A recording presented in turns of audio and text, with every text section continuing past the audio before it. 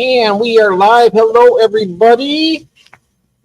We have a special guest coming. He's running a little bit late, and our co-host is running a little bit late as well, I believe. And but we have a nice show tonight.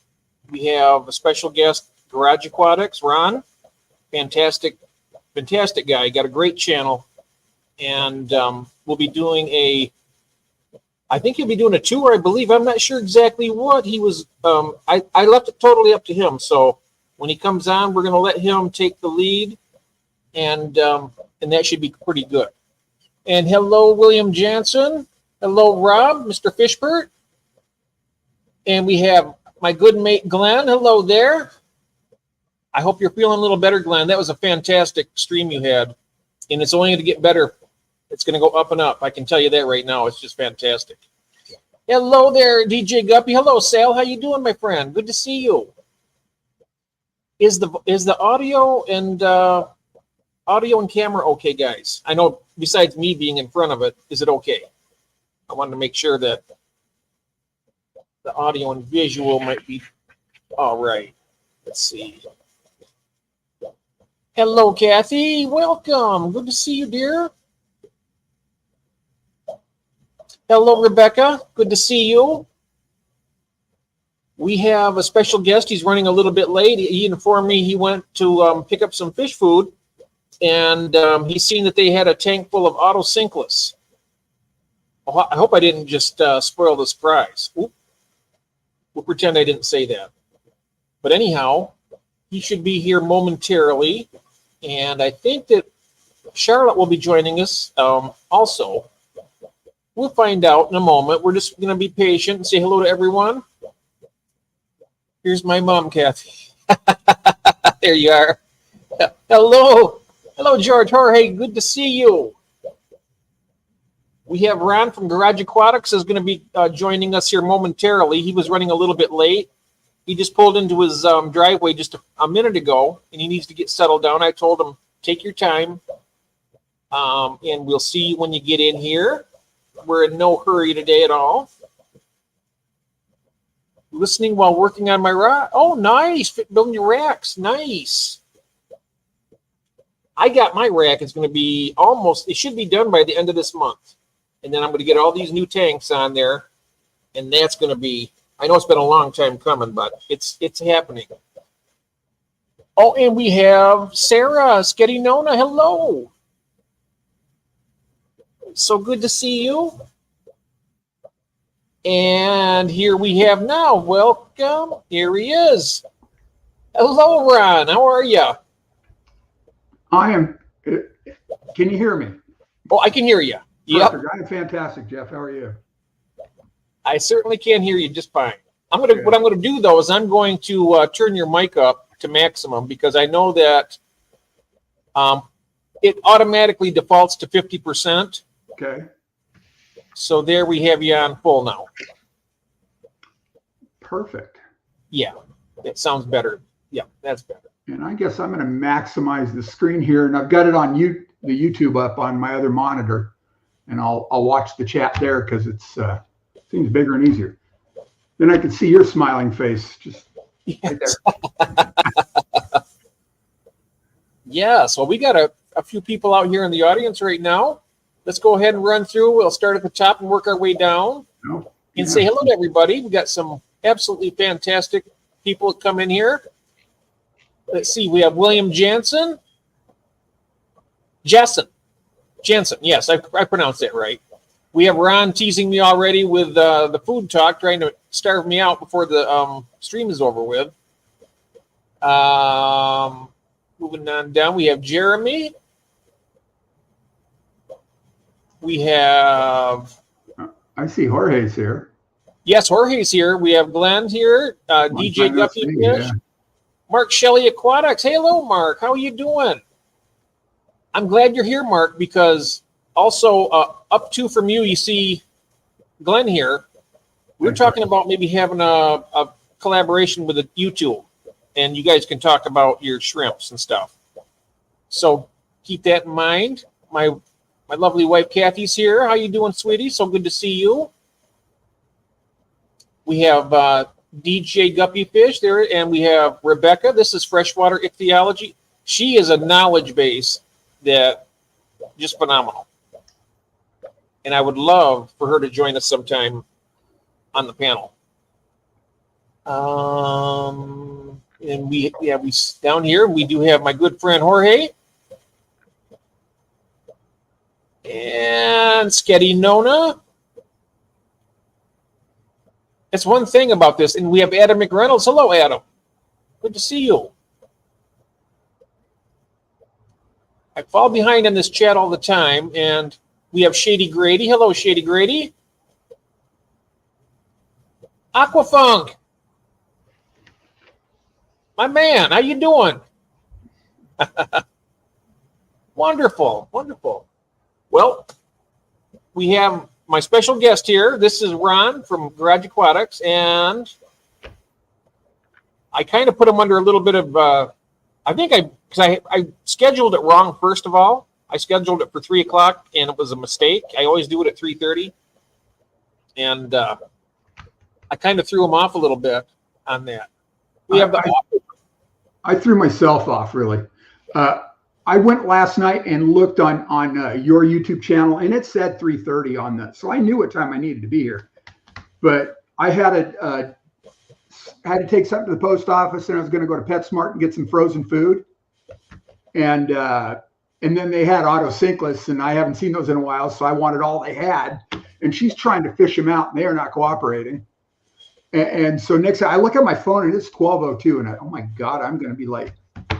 So I said, that's good. Just give me what you got. And you know, we called it a wrap right there. Maybe I'll go back and get the rest. So I think I got 11. So yeah.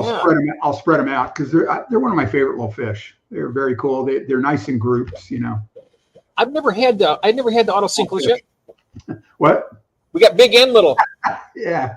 Big and little. I love big fish, and I cannot lie. And you got the small fish. Cool. Right.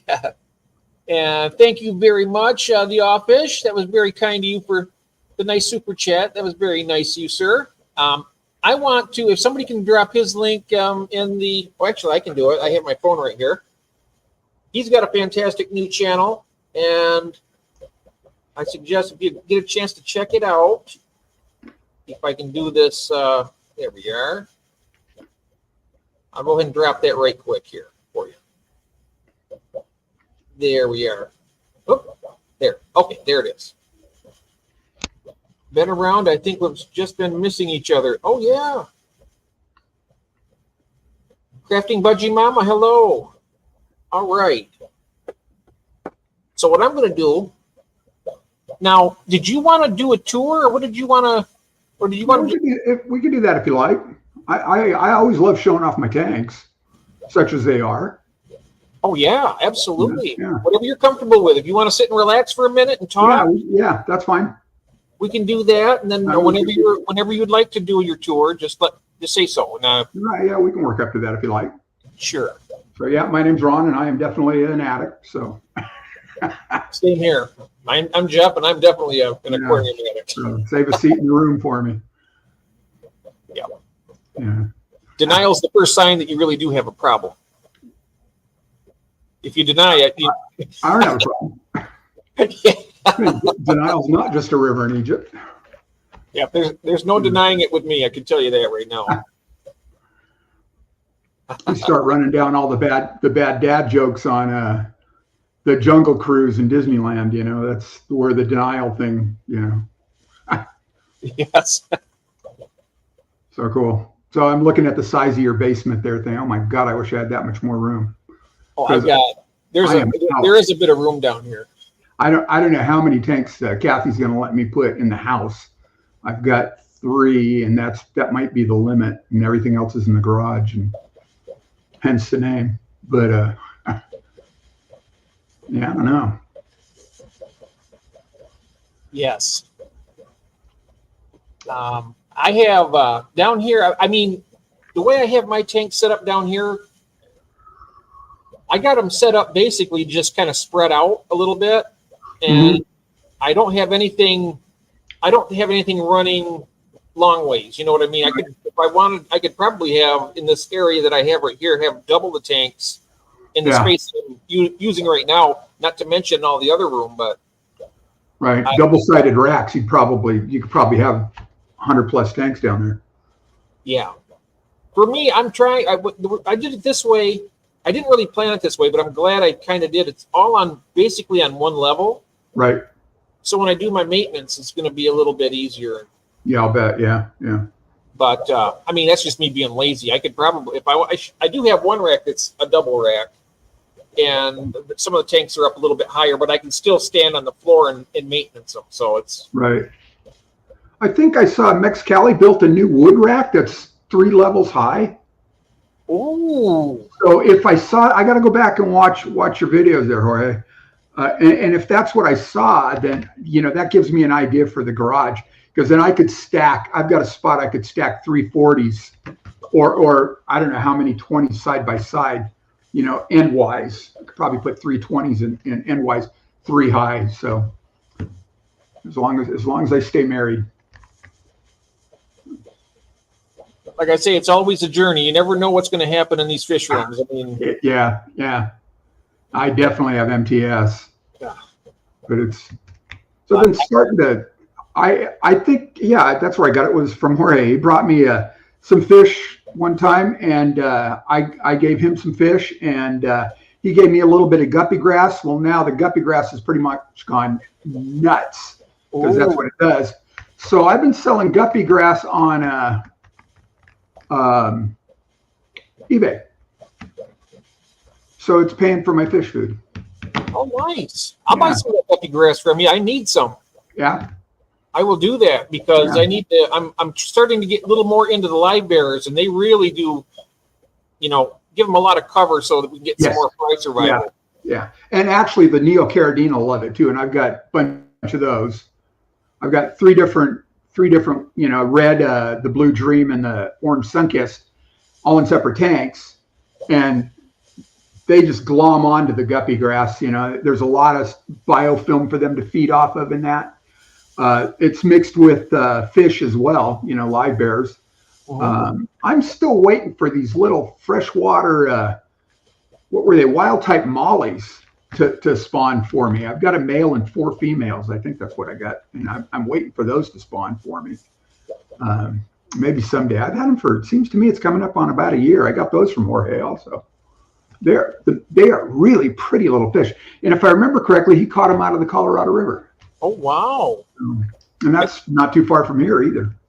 And that really actually makes it even more special. You got it from a friend, and you also got it right from an iconic spot like that, the Colorado River. Yeah. Hey, just right out of the Colorado River, and they. Yeah, I'm really waiting for those to make more, because the male's absolutely gorgeous fish, and then the females are really pretty as well. So one of these days, just be patient. And they're surrounded by guppy grass and red cherry shrimp, so they're happy. They seem to be. William, I thought he was asking you a question. He's asking William Jansen a question. Okay. Now, do you have, I was going to ask you if you have the Xenotoka Dodroi Goodeids. They're the San Marcos. I have, who, me? No, I have no Goodeids. And I'll tell you, watching, who is it, Adrian's Fish Room. You ever watch him? One of our Australian buddies, great channel. And he just put some into a tank, and they are really pretty fish. And it got me thinking, I think my local fish shop had some in the past, and he may still, because I'm guessing they're not a real popular fish. They're not really. I mean, they're not extremely colorful or anything, but the males get some color on them. But what I like about them is their personality. Aren't they also a live bear? Oh yes, and they also what's interesting about the Goodeids is they have an umbilical cord system where when the fry come out, they're too big pretty much too big for them to eat right after the get-go. Right. And they're very prolific. I've got to go visit Coachella Valley Aquatics and see if Brandon still got some. And then maybe I've got a tank that I can do that with. So I'm not sure. Is it possible to ship to California? Yeah, I think so. Because I have a bunch of them. I mean, I can't really. Yeah, wouldn't- yeah. I've I know there's plant restrictions throughout some of the states. Water lettuce, water hyacinth, what's the other, salvinia, things like that. But fish probably I don't know. I've not heard of any restrictions. I know there are invasives, throughout the country. People have released a lot of their pet fish. Plecos are a great example of that. And in Florida, a lot of the cichlids have been released into the native waters, and it's really disruptive. So plants also. Because I remember you were mentioning something about black mollies, and I still have some of those. And I figure if I can put together a box for you at some point, maybe in September, I can send you, a care package. I got the, if you wanted to try the xenotocas, I also have what are really beautiful. Also, they're little, the Isla tiger limias. They're a live bearer, and they're kind of a green where they have little black stripes going through them. They're really. All right. I mean, I don't want to push all this on you, but if you would like them for your fish room, I can send them. We'll have to work a trade. I know you've got albino crebensis. How are they doing? They're doing good. I still don't know. I know that my friend, Mr. Fishpert here, his name's Rob. Rob, yeah. See him go by. He told me that I do have a female, but the purple spot on the stomach is just very, very faint. Right. Still young. Yeah, but they're almost 3.5 inches long now. They're getting pretty good size. They're getting really big. My juveniles are over a year old, and they're not that big. And that's that spawn I had. That was half the spawn was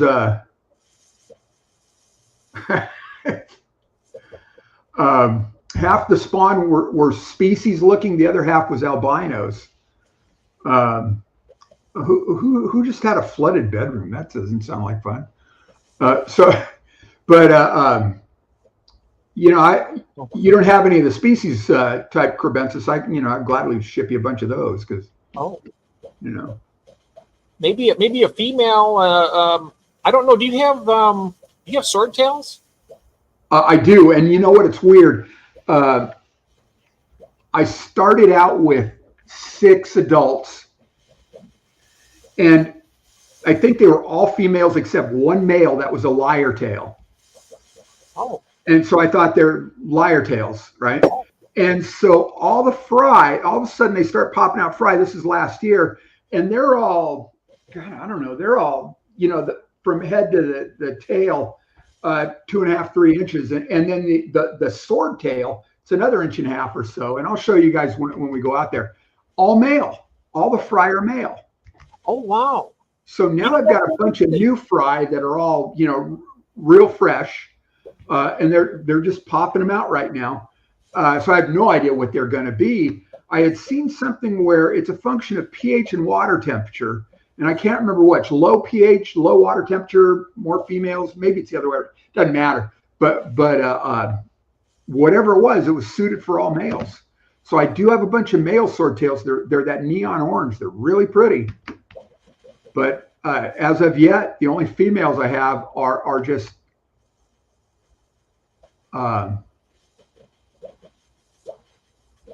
only females I have were my original, no, what's this? What's interesting about that is,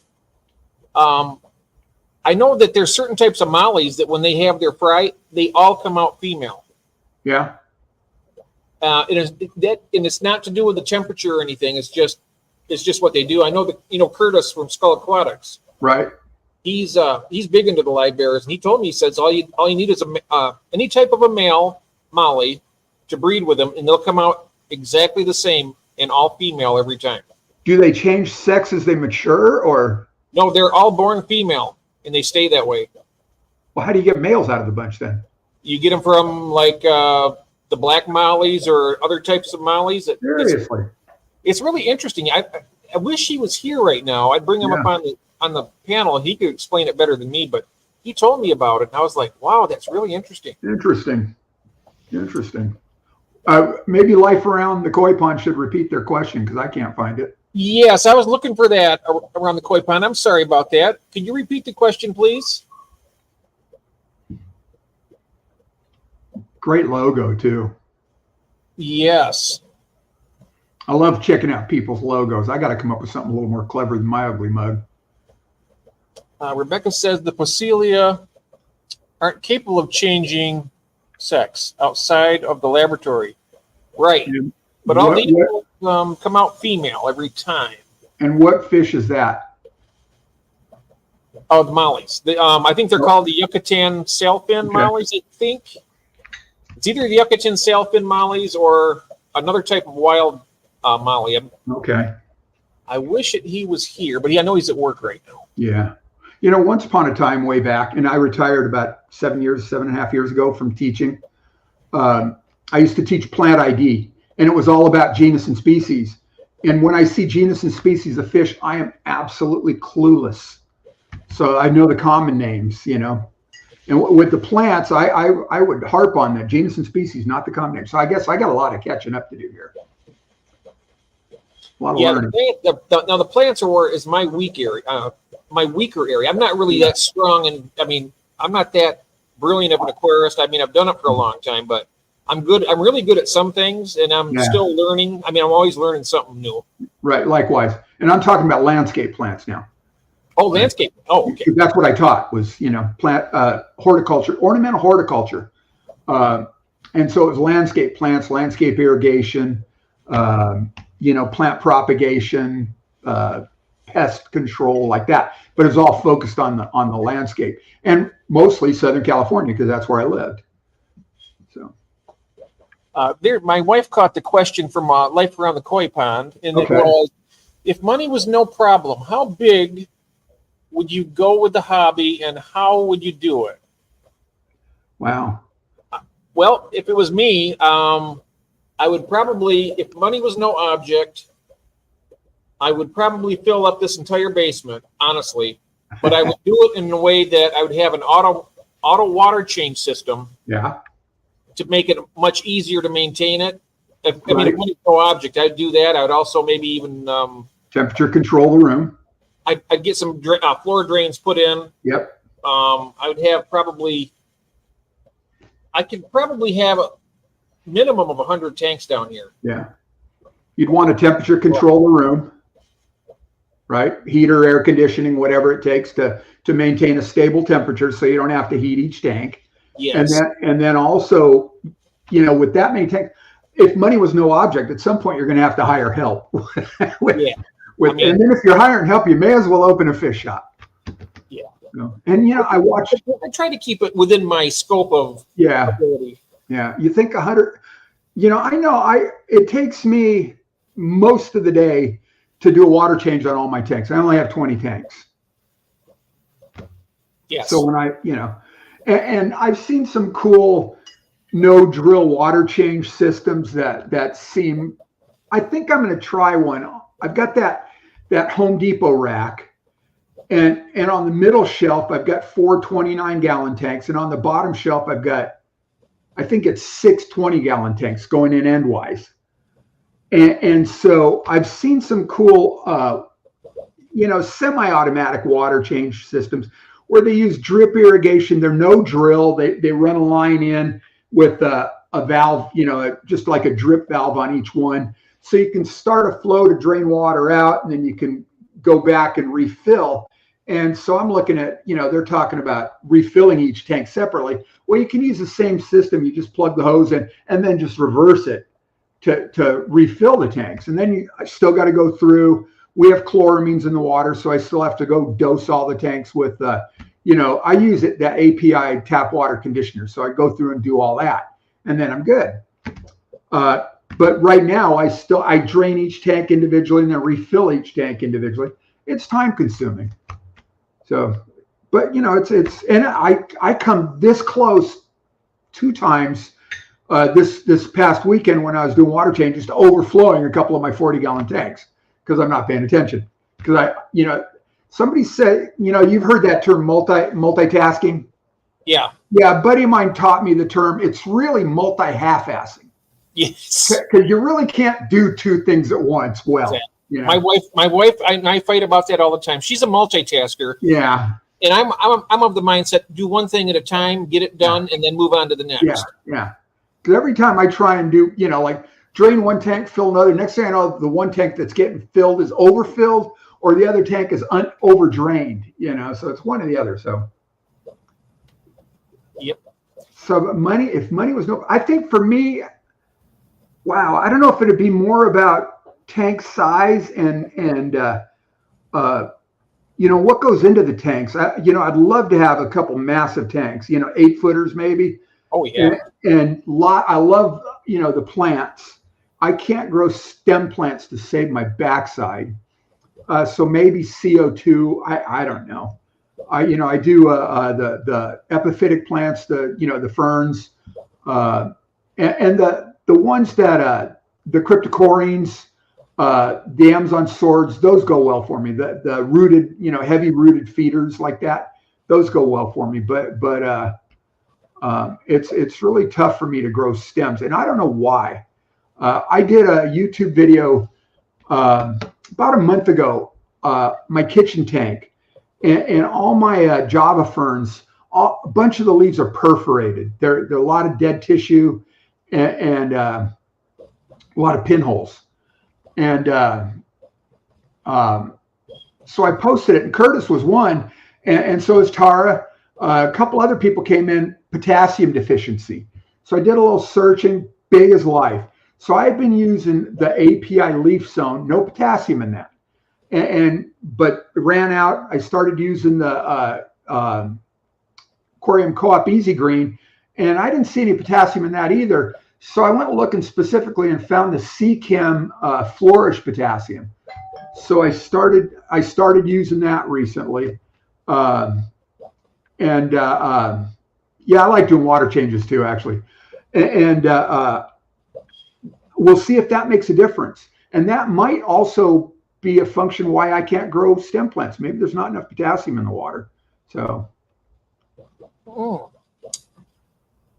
Like what you mentioned is, if money was no object, other than having the basement here filled up with an automatic water change, and like you said, the big tanks, I would love to have some massive tanks just to have, just to get some, go back to my old days where I kept big cichlids. I would love to have a big enough tank to house something like that, or even just a huge community tank with having like hundreds of different types of tetras, all schools.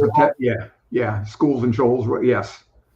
But I've also been watching a lot of we have joined us in the chat here, Chris from Stubbs Aquatics. Yes. He keeps koi and shabunk and goldfish and stuff like that. And I've been watching those videos in the ponds. Aren't they Stabunkin? Is that what they are now? Stabunkins, yes. Yeah. Yeah, I watched that live stream with Chris, and that was fun. So yeah, I like his channel a lot. Yeah. Oh, yeah, his ponds are just spectacular. Yeah. But we're saying if money's no object, I'd break through the back of my basement here. I'd have it dug out. Yeah. I'd have an outside-inside koi pond as well. Yeah. Or at least have like a big viewing glass from the inside wall. Oh, wouldn't that be fun? That would be awesome. Yeah. I could just watch them during the winter time, and then if money's no option, I'd even heat it during the winter so they could. I don't know if that's good to do that or not, though. But I don't know if you need to. Yeah, I don't. I know they go into a dormant season when it's cold, but maybe they need to do that to stay healthy. I don't know. Stubbs could answer that. Chris could answer that better than I could. Yeah. But money's no object. If let's say money's no object. You can do a lot. Right. You could even hire people to help you if you needed to. And I don't know if I'd want to go that big. No. Yeah. Because I'm not that kind of a person. I'm not really. I keep thinking it would be cool to have a fish shop, but then, I don't know if I want a job, and, and watching another one on the tube all the time, that Nick from Keeping Fish Simple, another Australian. And he's talking about, when he travels, there's people in the fish shop, and none of them, take care of things the way he would. So, and that's probably any one of us. Nobody's going to do it like we would with our own, stuff. So, tropical reef, that'd be cool. Yeah, tropical reef. That'd be cool. Glass dome. Oh wow. Yeah, that'd have to be something I'd have to hire out, because I know squat about salt water. Yeah, well, money's no object. You could hire somebody in to set it up, and they could maintain it. They can teach you how to maintain it if you want to, or if you can just pay them to do it. Yep. With money no object. Yeah, just they can teach me how to sit back and enjoy it. Yes. Yeah. Yeah. There's a place here in the valley, in Coachella Valley, that does. That's all they do is salt water, and then they also sell koi, which is a weird combination. My neighbor down the street has a koi pond. That's where he gets his koi. And they do tank maintenance as well. And I guess they also maintain freshwater tanks, but that's all they sell is saltwater stuff. So I ran into one of their helpers at PetSmart one day buying fish for one of his maintenance jobs. So, I thought that was weird, but it's a neat shop. And our wonderful co-host has joined us. Hello, Charlotte. Hello. Hello. Do you want to go ahead and take over the chat for me there? Yeah. There we go. If you'd like to do that. I like all your shorts, Charlotte. Some fun stuff. Oh, I know. Yeah. Will it let me join the chat? If you just touch on their names, it brings it up on the screen. Either with your phone or... Where did you get to? What's that? Where did you get to?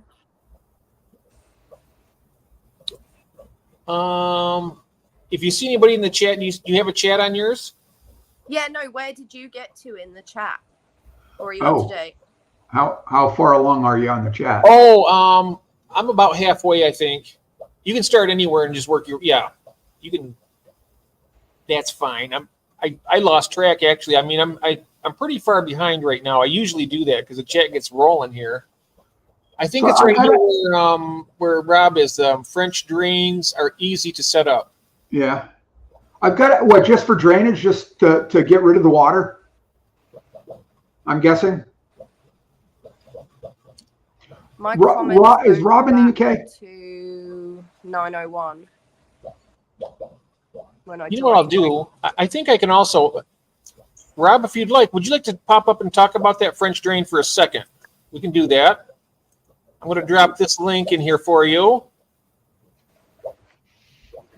There we are. And that way, I set that there for you. Okay.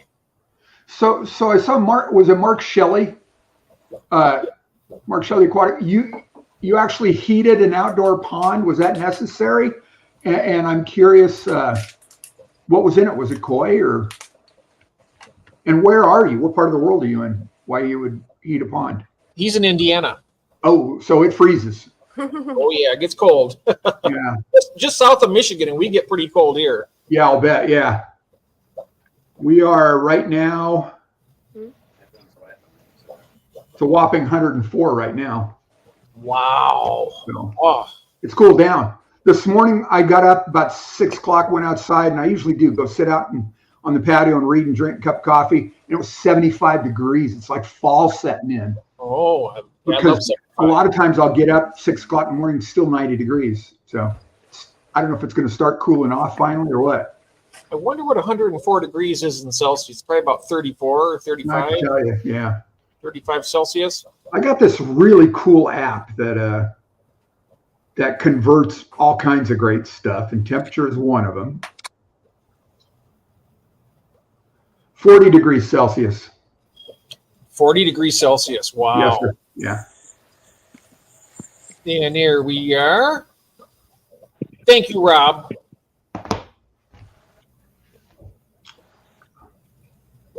Thank you very much. So the French drains now, those are they like the floor drains? It's the section of where you. Why is it repeating itself? Do you It's have not do you have another? Have You you got have it a on your YouTube- TV? Oh, it's on your Oh, TV, listen. probably. Mute one or the other. That's what it does.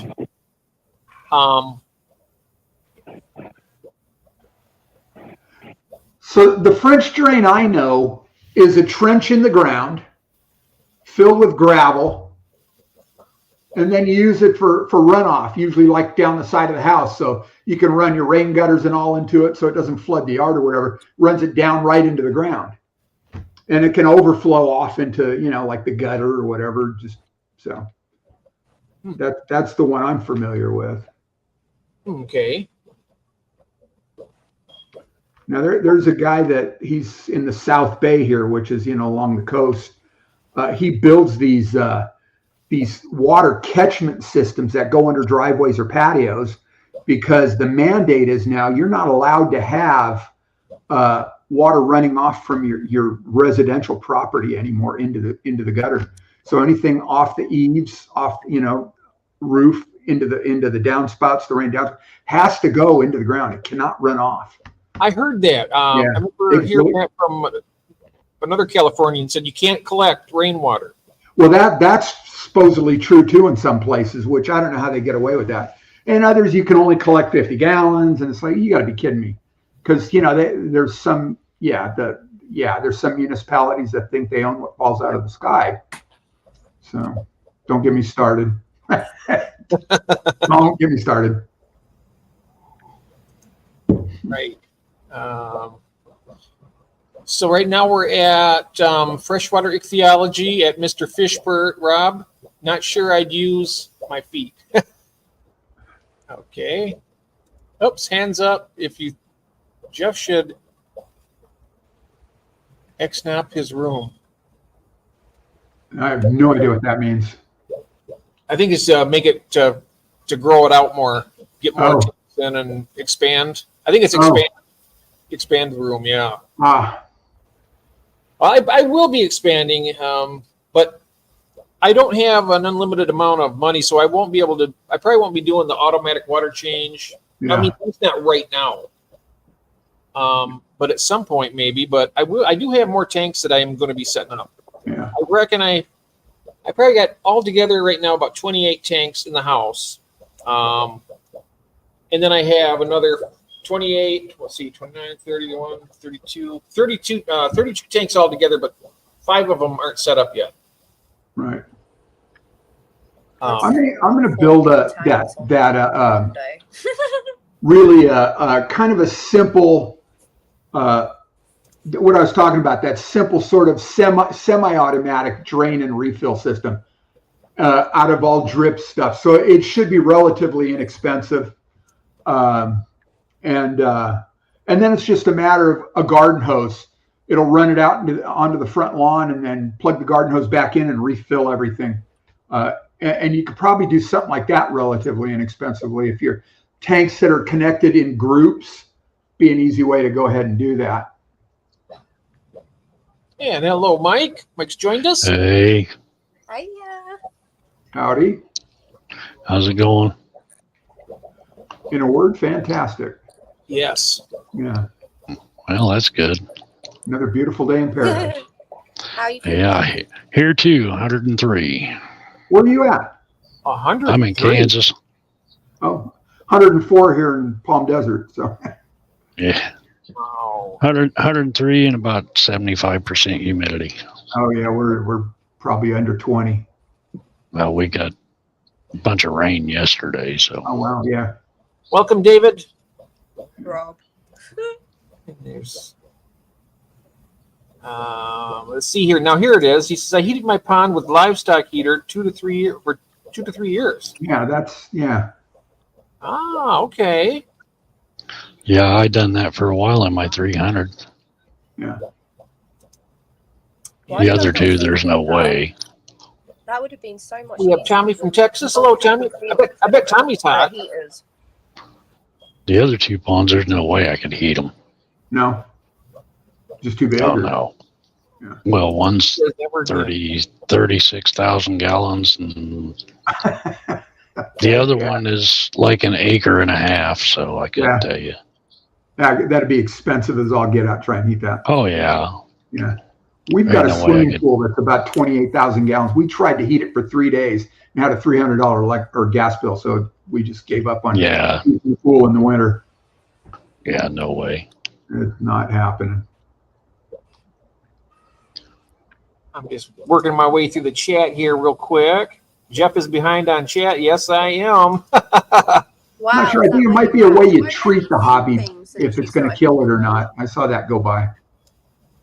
Yeah, when it becomes a job, it kind of kills it for you.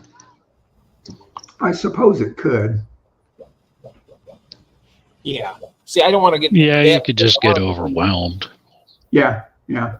But you know, sometimes having a lot to do. I mean, if for me in my situation right now, if I'm doing this to try to make this into a small business and try to generate income. That's what I'm doing with the plants. Oh, Mike, just come on back in, Mike, if you can. Working hard makes me think it's, you know, it's not just a hobby. I'm actually working towards something. So I don't mind exerting myself a little bit. I mean, but I don't want to get to the point where I'm absolutely destroyed at the end of the day and I can't really enjoy them. Yeah, where you're married to it. Yes. I had a job. I need to leave the stage and come back because it won't let me do anything. Oh, okay. All right. I'll be back. All righty. Thank you. Yeah, I had a job, and I really don't ever want a job again. But, you know, to be a small business owner, that's a little bit different in my mind, in my estimation, anyway. So. There we go. Let's see if it'll let me do anything. And there's Mike back. All righty. There you are. Just basically with your won't let me show anything from stage. It won't let you show anything. I wonder what's going on there. Is there a security thing on your end, Jeff, that you need to like click on her or unlock on her or something?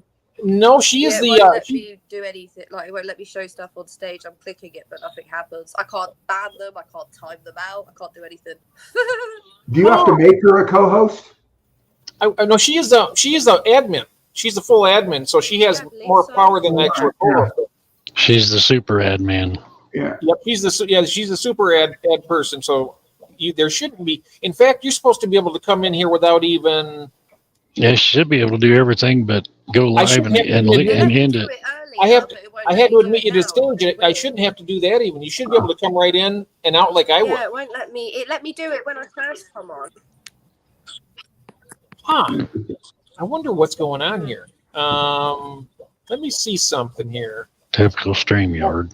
Try it again. Yeah, StreamYard might be messing up. That could be possible. I do Zoom meetings regularly, and the host makes co-hosts, and then the co-host can do pretty much anything once they're made a co-host. Yes. Right. Yep. And she's the admin, which is actually one step above the I mean, because we only have one seat, so I could either have made her a co-host or admin, but I made her admin. That way she can actually. Right. See, I'm adding her to stage here, and that's something she should be able to do without me having to do. You should be able to just jump on here. I'm not sure why it might like Mike said, maybe. I closed the app and everything. It's still not letting me start comments or anything. Wow, that's weird. We'll get it when I first joined. Okay. Well, you know what? I think what I want to do then, it doesn't really matter, but I'm going to do this. There we are. I'm going to put you up here. I'm going to run the chat, and then and I can listen at the same time. And you guys just continue, and I'll catch up, and then we'll be caught up. Sounds good. Yeah. Fabulous. There we are. Let's see here now. Mark Shelley says, just for fun and so that I could feed the fish year round. Okay. Oh, I am. I got to go, Jeff. I'll catch you in a little bit. Oh, you can hang. I'm catching up now. Or you want to go off the stage? Is that what you're saying? No, I got to go. I'll catch you later. Hey, it's nice meeting you. Okay, Mike. Nice to speak to you, Mike. Take care. Take care, Mike. Yeah, he does the wave makers that we were on, Charlotte, on Sunday nights. Every other Sunday. Bless him. He suffers with a lot of pain, bless him. A lot of metal in his body, should I say. Okay, we're looking here. Something fishy's in the chat. Hello, something fishy. French drains, a gravel. Yeah, Oh, it is essentially a gravel pit. You know, and if you got a bunch of broken up concrete, you used broke up a driveway or sidewalk or whatever. I built them before, and what I've done was dig a big hole where it needs to go. It could be a trench, could be just a big hole, big pit. And then you get something called weed cloth or geotextile cloth, and you wrap the pit with that, put all the rock and gravel in it, all the bigger rock first, then fill it with gravel, then wrap the cloth over the top, run your line into it, and then you can put dirt back over the top, and it's good for 40 years, as long as it's not, I got something right in the middle of the floor here. I wonder if I already have a French drain, because I have a big, like a square, and it's got rocks in it. You could. Let me put this. Could be. Let me see if I can. My grandparents live in France, and Right down there, that square. My granddad grew up in France, sort of thing. And, Is that a French drain? There's French drains all over the place, and they like to use hoses, like old hose pipes, and punch holes through them. And then to wrap the first layer of finer core inside, they just use tarpaulin, because tarpaulin is also porous, and then they use the harder core around the edge. Right. They just get that from the quarries because it's cheaper. But yeah, you can do it a cheap method, and you can do it like the other ways, but you just do what works for you on your budget. Yeah, they're not if you expensive. want to do it on a budget, a hose really works. Yeah. And tarpaulin. And then for your fine gravel, you just get when someone's getting rid of when someone says, "Oh, I've got all this gravel on my driveway, I don't want it." You go and get that, and you can use that for your finer. That's what the French do, because they have such big bits of land that they're doing it on, like that you can't always afford to do it the proper way. Yeah. But it works. It works for a while. Let's see here now. We have an answer from Aquafunk about the no money, no issue. I definitely do an Amazon angelfish biotope with flood zones to mimic the rainy season. The whole nine. I'm talking about a public aquarium-sized tank. That would be. Wouldn't that be fun? Yeah. Yeah. That would be stunning. Yeah. Absolutely. There's a public tank at the local hotel, literally like 2 minutes from my house. I should go in there and do a video of it. You're allowed to go in because it's stocked and run by the local fish rescue, Surrey Fish Rescue. Oh, how nice. I should go in and go live and show everyone, actually. I haven't been there in years. Can we bump up Charlotte's mic or can I turn it up from here? because you are kind of hard to hear. Oh yes, that's right. So yeah, who was that just was talking about the biotope? There we go. I got you on maximum. Sorry about that. I thought I had it already. The angelfish biotope. Who's that? Was that Aquafont talking about the angelfish biotope? Yes. There we go. Yeah, and got me thinking. I've been trying to do water changes. I've got this tank with these albino cories. So I thought I'd give this a try from what I hear, doing water changes every day to encourage them to spawn and then feed them after the water change. It's like mimics rainfall and food being washed in. And then it dawned on me this morning, I am actually changing, giving them a water change with water warmer than what's in the tank. Coming out of the tap is actually warmer than what's in the tank.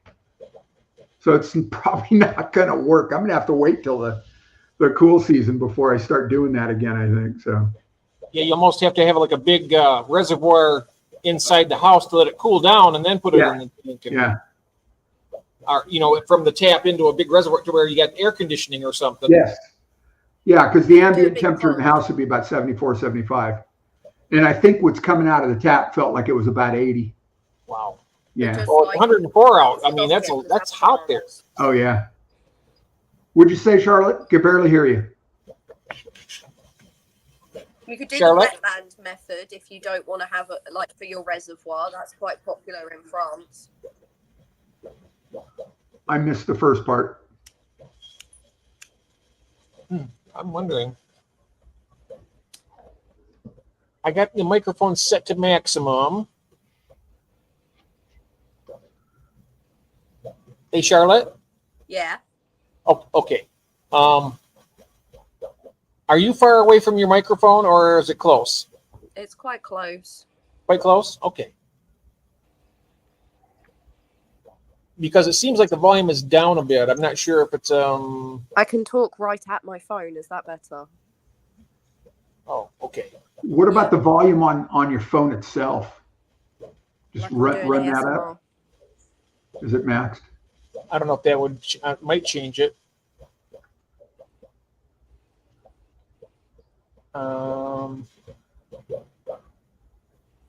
You know, the thing of it is when we're when we do the streams I have on. no idea. Okay. Yeah, I got that on. Let me check it just to make sure it's still up. Yep. Oh. There.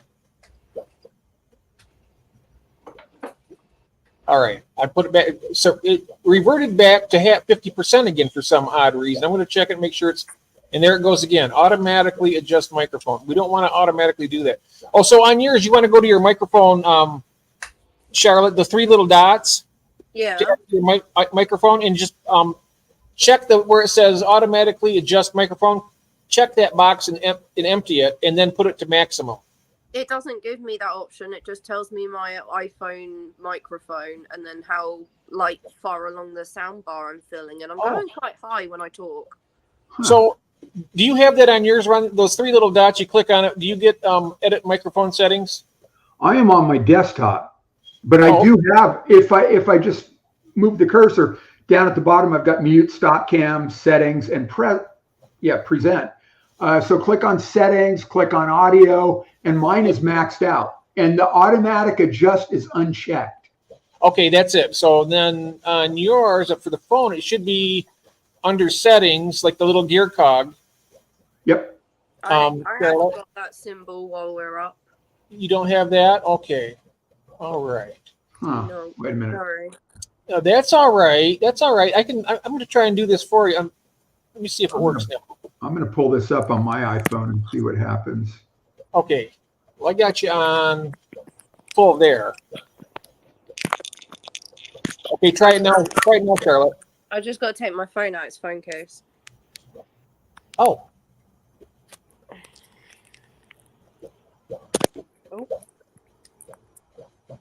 I locked the screen. Not that you can see anything.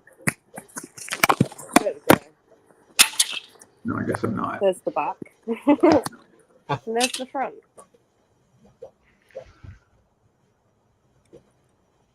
And then I've got this nifty thing, and I'm plugging this in, so hopefully you can hear me better. Okay.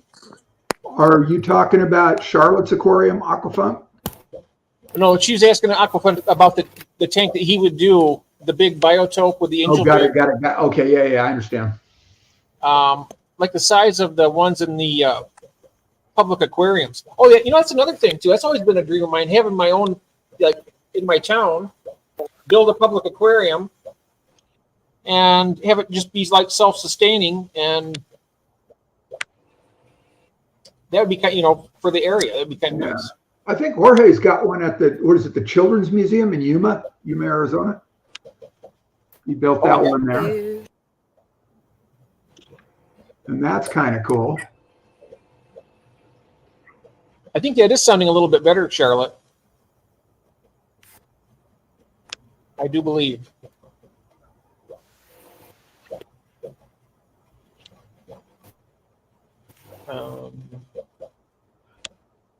I was watching another YouTube video yesterday, really elaborate water change system. And I think and he was talking about it was all put in after the tanks were in. So he ended up pulling tanks out one at a time afterwards to drill them. This is, what's his name, Dean Tweedle with Aquarium Co-op? Yeah, Dean Tweedle? Yeah, or Tweedle? Yeah. Yeah. So it just, what an amazing setup his water change system is. Oh, yeah. Yeah. I mean, he's mostly beer bottom tanks, and they're always spotless. Yes. And he was showing how he does that. And that's part of his water change system. He's got one hose that's always charged, and he's got a piece of pipe connected to it. So he pulls that out, sticks it in the tank, and it just starts automatically sucking the bottom, of a tank. And he just, it's like a vinyl aquarium tube, the bigger, maybe like 3/4 or 1 inch. He just squeezes it shut and goes to the next tank, does it again. Yes. So he keeps that charged all the time, so he doesn't have to, start a siphon. It's always. So. Yeah, that makes it much easier. Yeah. It's a well thought out system. He's been at it for a while. Yes, a lot longer than I have. Incredible breeder of fish. Yeah. And he keeps talking about, you want to raise angelfish or breed angelfish because they paid for pretty much his whole fish room. Wow. And that's something I've never had yet in my fish room is angelfish, and I want to get some. Them and corridors also. I've got 2. Oh, we have Green Machine Sweden is here. Hello, Magnus. Welcome in. If I missed anybody in the chat doing this, it's hard for me to keep caught up here. But we have also Jacob from Smallfish 16. Hello. Anybody who's just joined, the gentleman to my left here is Ron from Garage Aquatics. Fantastic channel. Thank you. He is going to be, he's been giving us a talk of his fish room and how he does things. And in a little while, he'll give us a tour of his place. Yeah, whenever good. And okay, here we are. Oh, good. She was excellent. You know what? You were able to get on the stage yourself. Yeah, and I've managed to go in as a admin rather than a guest, so I can alter everything now. Yeah, the sound is beautiful. Yeah. The sound is perfect. Yeah. You are welcome. Wonderful. You got it. So I think where I got to right now was right here at Smallfish 16, where he says, "Hey, everyone." Hey, back. Hello, Jacob. He had a live stream last night, and I went in there, and they were having trouble getting somebody else on there. And then he was going to start a new one. I wasn't able to find you after that. I looked. Oh. I went to your channel, unless Matt's the one that hosted it. I'm not sure if I'm even subbed to Matt yet, but. So is StreamYard pretty much the go-to for YouTube live streams? I would say it is. 2 people, yeah. If you want more than 2 people. Yeah. More than 2 people, definitely. Because I think the maximum you can have is just one other person on YouTube, I believe. Yeah. But there's also other ones. Streamlabs, you can have that. I know that Sadie was supposed to be here. I'm not sure if she's going to jump in the chat or not. But she said she started her live streaming on Streamlabs. So I'm not sure exactly how that works up. StreamYard's easy for me. I just set it up. And do you have a StreamYard set up, Ron? Yeah. I downloaded it. I've just never started a live stream on my own. Oh, well, we should do that sometime soon. Yeah. Absolutely. Figure out what to do and how to do it. And sure. I can help you out with that. That'd be great. Absolutely. As soon as you've caught up with comments to where I can see small fish. She just has a soft voice as my top comment. Oh, okay. Go ahead and where you're at. Go ahead and start from there. That's fine because it's going to take me forever to catch up here. You go ahead and do that. Let's see here now where we're at. Green Machine Sweden, same. Okay, there you go.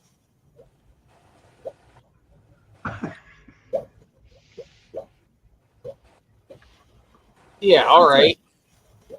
I've got a tank that I've been struggling with eliminating some blackbeard algae in.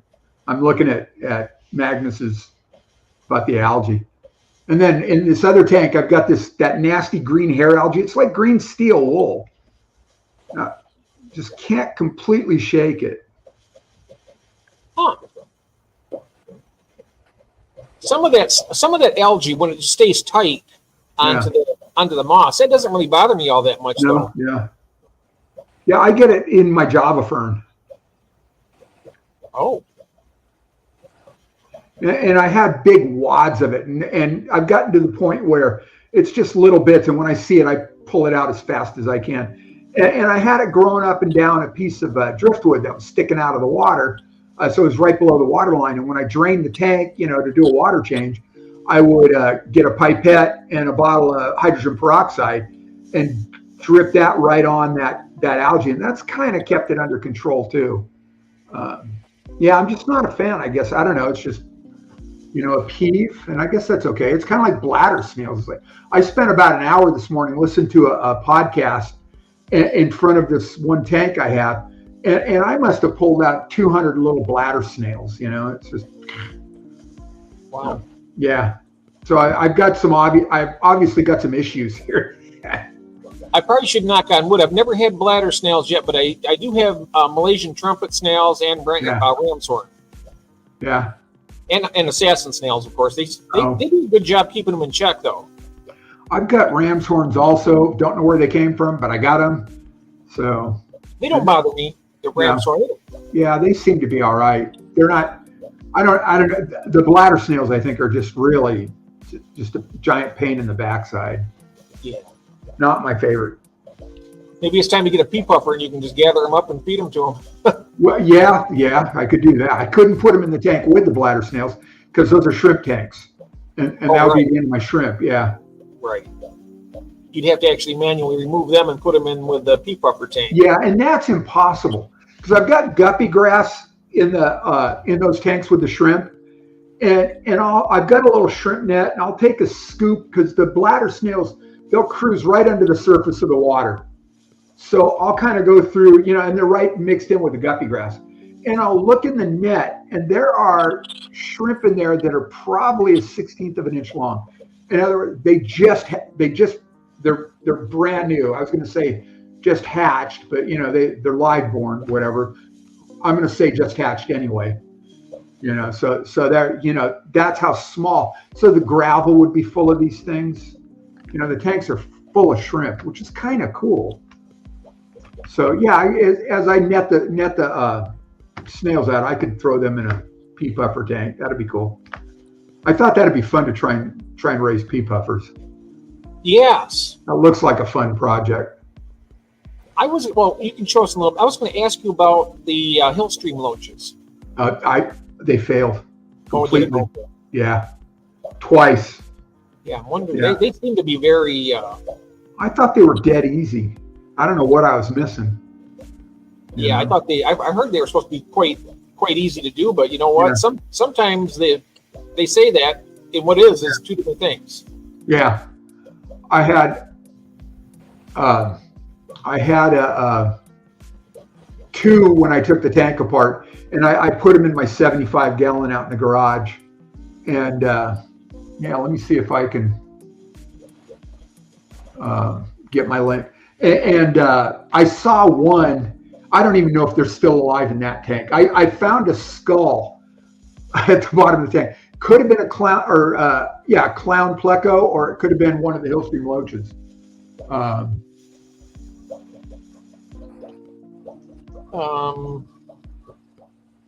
of the mods out there. If you could look up, if you could drop Ron's link in the chat, please. I got it.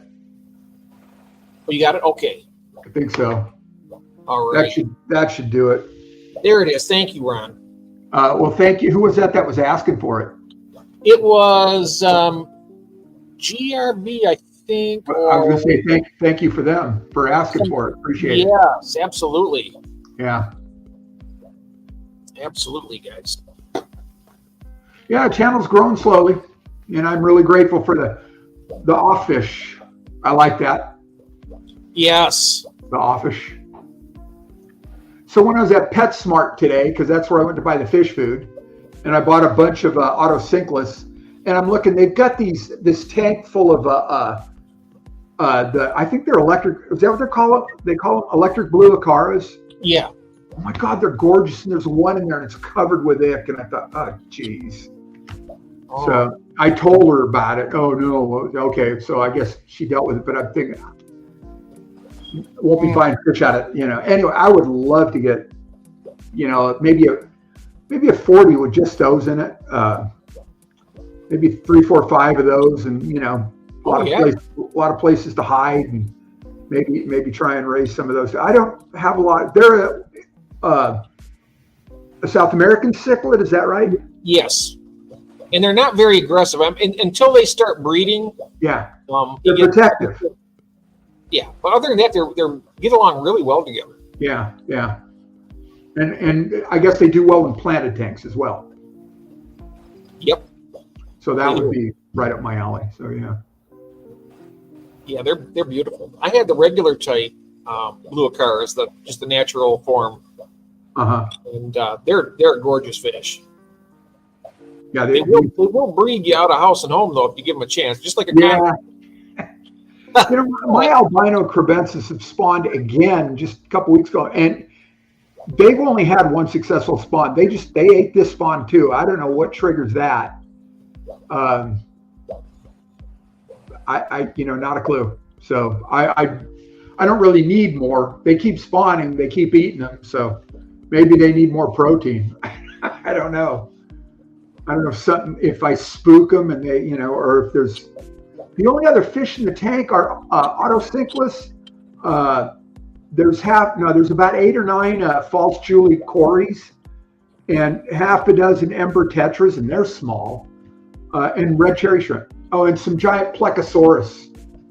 I don't know what else to call them, but they're a red-eye albino. I guess they call them an albino, red-eyed albino plecos, and they're these big, massive things, right? They're probably 6 inches long now, and they look real primitive, real prehistoric. So I've been calling them plecosauruses, because they're kind of like dinosaurs. So plecosaurs, So, yeah.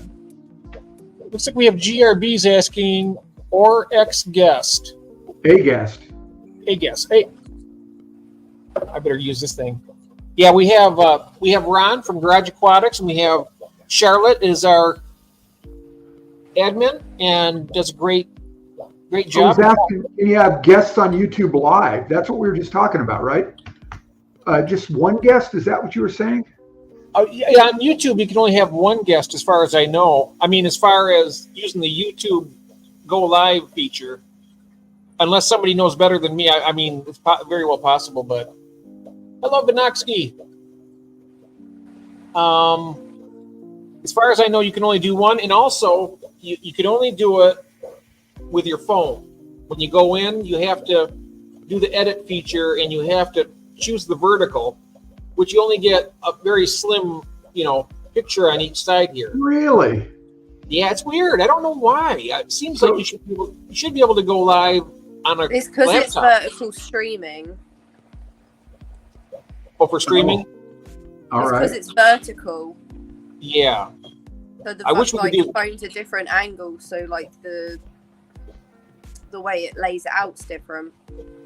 Yeah, but if you do the horizontal on that, it won't allow you to do to stream with anybody else. No, it's weird. It is weird. So that's one of the main reasons I use the StreamYard. Other than the fact that it's free and you get 20 hours a month, Free's good. That's not too bad. I mean, I've actually ran out of my hours the last 2 months because I kind of became a bit of a streaming junkie. I don't know. Late at night when I'm down here, I come down, to check on the fish, and I'm just sitting here and I'm like, it's quiet. The fish are looking cool. I'll just go ahead and go live. Would you like to know, Noisy? Yeah. I know I see you, I'm getting ready to go to bed. It's, 10 o'clock and you're out there on yeah. On a live stream. I'm thinking, this guy really needs some sleep here.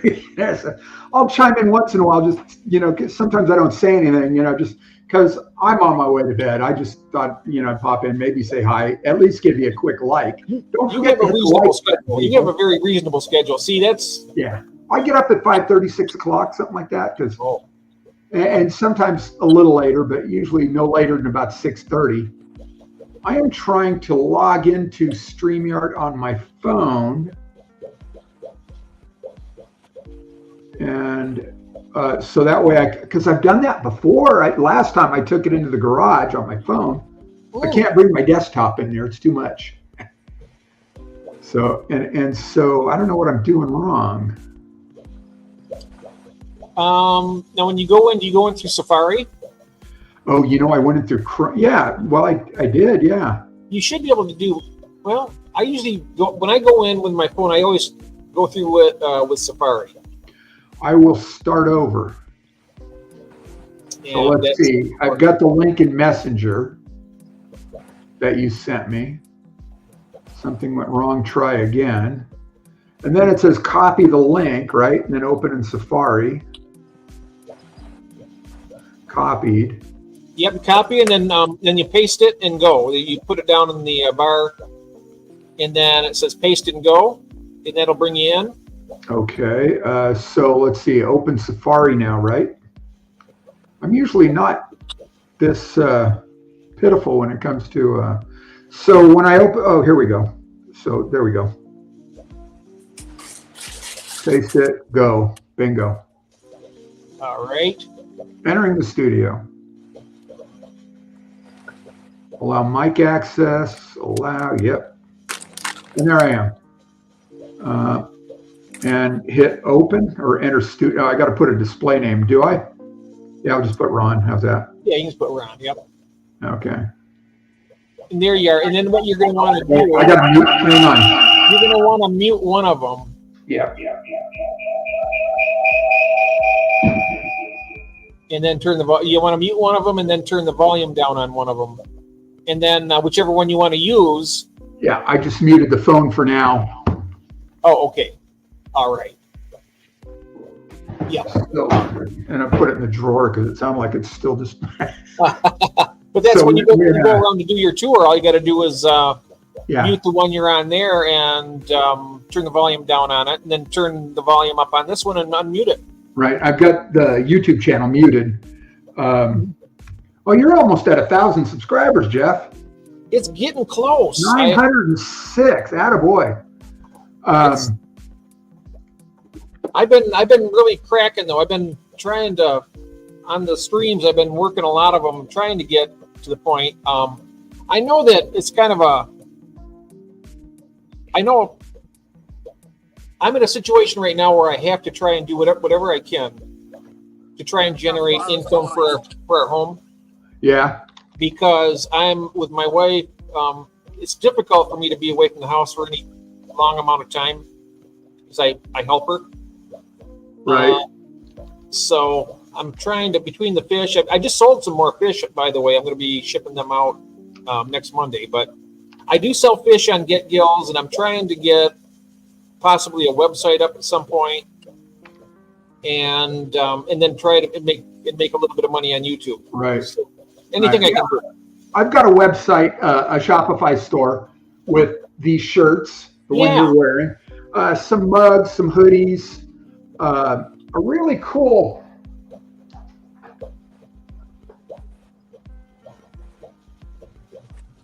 Can you see that? Oh yeah, you got the clock. Got a couple of those, a couple different ones, and it's growing, and so I've been doing this, the Shopify thing for a while now, and trying to get it off the ground. And that's the podcast I was in on this morning. There's a guy I've been following there doing, the Shopify stuff, and he teaches how to use Facebook for ads and, all this other stuff.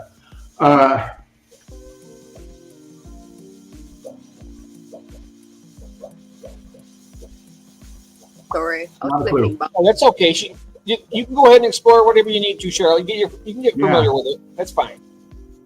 Yeah, there's a lot of stuff that you can do. Music, if you want to put music on or take it off, whatever you want to do. Oh wow, yeah. Yep. Yeah, Jorge said something about using Chrome. I'd already gotten in on Safari. Jorge, thanks. So yeah, so you got that on. You got on with Safari with your phone then. Okay. Yeah, it's. Yep, there you are. I can see you. In fact, I can go ahead. I'm going to add you to this stage here. You want me to take the tour? Yeah, let's do that. I'm going to go ahead and Alright. put you on the big screen here. Let me mute the desktop and let me do that first. Okay. You want to mute it and then turn the volume down on that one, and then turn the volume up on your phone and unmute it.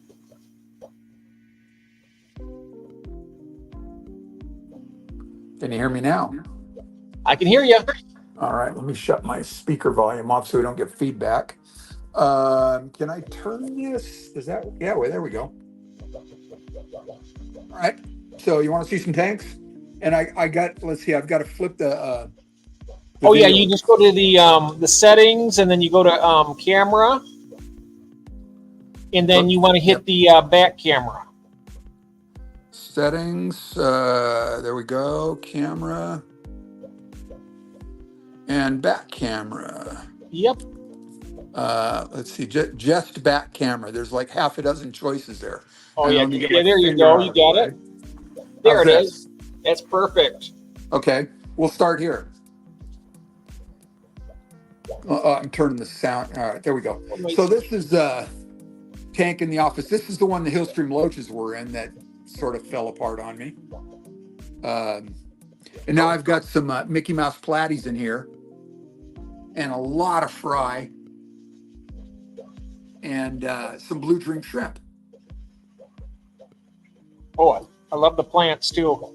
Yeah, it's a pot of cryptocorin, and then there's a bulbitis on that, stuck to that piece of driftwood, and then a bunch of just floating hornwort. So let's here, we'll go for a walk. All right. Work our way out. Sure.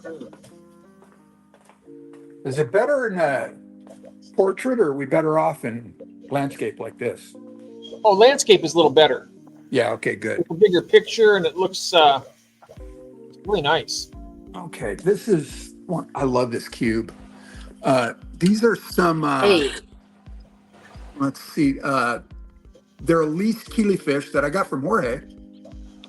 And then also a few glow light tetras, bunch of red cherry shrimp, and also some pygmy cories in here. And one day I'm hoping I see a whole bunch of little pygmy cory fry. But, Oh yes. yeah. Yeah, and the Elise killies just kind of, they hit like a balance in their numbers. So I know they reproduce, but there's never more than 5 or 6. I always see really tiny ones, but the big ones seem to just disappear. So I'm pretty sure that the shrimp clean them up. So, because that's what shrimp do. So, and then this big crypt in the front here, that thing's just gone nuts. It started with one, and there's probably 5 or 6. They spread out from rhizomes under, or yeah, I think they're rhizomes that spread out under the gravel. And then same thing with this. Oh, Kathy, so I've added water to the bag 3 times in 45 minutes. Oh, she's been filling those auto sinkless. We'll go see those. And then this dwarf sag, that started out with 4 plants, and that's just spread like crazy too. So as Java fern, there's Windalove and the regular narrow leaf and some Anubias. This is a cool tank. This was. Is that a dirted tank, or do you use any type of fertilizer for those? I do. I use I used to use the API. Now I use the Easy Green. So just the squirts. I don't put any of the tablets in here, and I don't think I did originally. But yeah, it's there's sand below. I think I put maybe a little bit of pond. It's been well over a year. So a little bit of pond soil. Let's come down the side. And then sand, and then gravel on top of the sand, and then plant it into that. So, and you can see, I don't know if you can see the roots that are working their way all the way down. I can see some of them, yes. Yeah. Yeah, but it's been a very cool little tank. This is a 1 foot cube, so it's 7.5 gallons. That is awesome. Yeah, from Amazon. It was a nice deal too. Oh, wow. It's a nice little tank, yeah. And then the kitchen tank, and this is where it all started. Now here first, this thing, a 1 gallon jug with a couple pothos and philodendrons, and there's some shrimp in here. And there was pond soil on the bottom. And this is 1.5 years old. And it just, all it is, just top it off with tank water. Once in a while, we'll get mosquitoes in the house, and they will do their thing in there. Use these those little biscuits that they use in ponds to control mosquitoes. It's a live bacteria that kills only mosquitoes. So I'll drop a little piece of that in. But here's my kitchen tank. Oh, wow. That's beautiful. There we go. And I'm trying to, so I can see that. I don't have any rimless tanks yet, and those are just so gorgeous. Yeah, this one's a water box, and that was the first tank I got when we moved out here, and I wanted to get back into fish keeping. So I don't know why I landed on this. I like it. It's a beautiful tank. I ordered it, came from Florida. I think that's where they make them, and it's been a great tank. And it's full of red cherry shrimp. Oh, wow. And then neon tetras. There's some, I think, 3 clown plecos in here. Albino cories that have spawned, and there's a story all by itself. I killed off the spawn, all but 2. So, and this is the tank I did that video about, the perforated Java fern. So using that, and the crypt started showing it too. So I'm using that Seachem Flourish potassium to we'll see if that clears it up. Now the old leaves are not going to recover, right? They're not. But the new growth should be good and healthy. I mean, if they stay green, I bet they're still going to be intact. Yeah, they'll still photosynthesize, but eventually they'll fade off or fail off.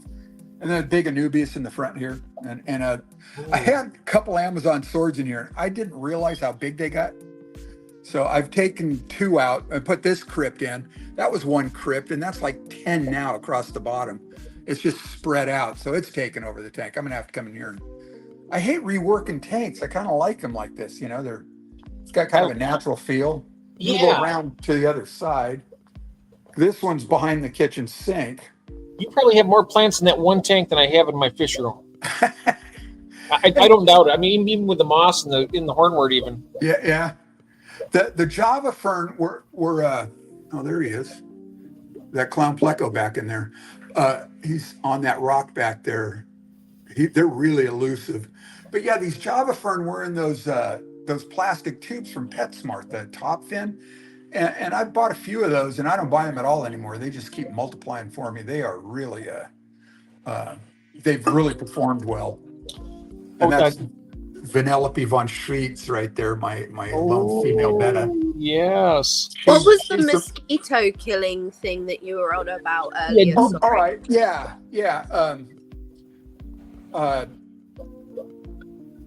It's something called BTI, Bacillus thuringiensis israeliensis. There's a product called Bacillus thuringiensis that you can use. It's organic. People use it for caterpillars, tomatoes, the tomato hornworms, to control those, and it kills the larvae, the caterpillar stage. Bacillus thuringiensis israeliensis acts as a growth regulator. So when a mosquito lays its eggs in the water, the eggs hatch, and you get these tumblers that live in the water, and then they go through their metamorphosis and come out as adults. Well, what it does is it stops them in their juvenile stage, and they don't go into the adults, so they just end up dying off. Also organic and safe for fish, safe for birds, like that. And they come in these. We get them at the local home center. There's usually 6 or 8 in a pack, so it takes forever to go through them the way I use them. And there are these little wafers that are about 2.5 inches in diameter and maybe about 3/4 of an inch thick. And I think when we go out in the garage, I'll find one and I'll show you what they look like. And I just break a little piece off and throw it in the water. Not in the fish tanks. It's not an issue because the fish eat the mosquitoes. But in that jar, we've got a couple things like that are just plants in jars. And so when the mosquitoes, drop their eggs, then we can control them that way. And people use them for ponds. If you've got an ornamental pond without fish, you can throw, or bird baths, you can throw these discs in, and that'll keep the mosquitoes at bay, essentially is what it does. So I don't know if that answered your question, Charlotte. Oh, that was one of our viewers, DJ. Oh, good. The Okay, well, office says that they suck at aquarium plants. Do you have any tips for anyone who would be really struggling just to keep a plant alive? What plant should they start with? oh wow. Depends on the plants. Like I said earlier, I cannot grow stem plants to save my backside. How did you grow your first, or how did you successfully keep your first like planted plant in a tank? Well, my first planted tank was the one in the kitchen I just showed you guys. Yeah.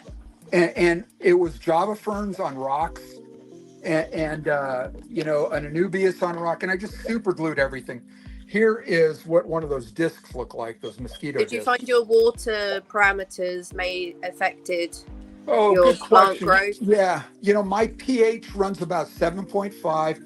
We've got hard water, and we've Yeah. even got right out of the tap anywhere from 5 to 10 parts per million nitrates. Yeah. So, you know, it could have a lot to do with their water parameters, whether too soft, too hard.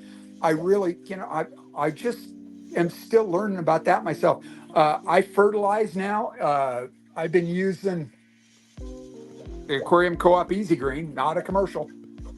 And I also use the API CO2 Boost. It's, what do they call that stuff? It's a carbon of some sort, and I can't remember what the name, you know, but anyway, it helps. It seems to help. Yeah. You know, most of the floating plants work pretty well for me. And again, most of the things like cryptococcine work pretty well. Java fern works well. I've got a couple of the lilies that work pretty well. The grasses or grass-like plants, the dwarf sage works pretty well. Anubias, you know, so I go with what works. And for someone who says they're struggling, what would your suggestions on lighting be when it comes to keeping plants? Oh gosh, you know, you can spend a lot of money on lights. I watch MD Fish lights, and he's got those, what are they, super fish, and I guess they're really expensive, and his plants show it though. I've got these are just LED shop lights I got from Home Depot. And they work all right. You know, they're probably not as good as the real high-end plant lights. No, but if they're enough to keep your plant, you know, your plants going, and they've not necessarily got a very big light, that could be the thing that helps them change their plant keeping, you know, little things like that. Just that's why I like to answer the questions for those who say they can't. Yeah, agreed. You know, the light on that tank in the kitchen is a NICREW. And that's what these are, NICREW, NICREW. There's another one, and they all, you know, they work well, but maybe they're not really an appropriate light for stem plants. Maybe that's why, but they work well. These are all Amazon swords in here that have gone absolutely nutso. It looks and lovely. Jeff, here's my swordtails. Is that some of the jungle? Oh, I forgot what the second word is. The long plant, the jungle vine. Oh, the jungle val.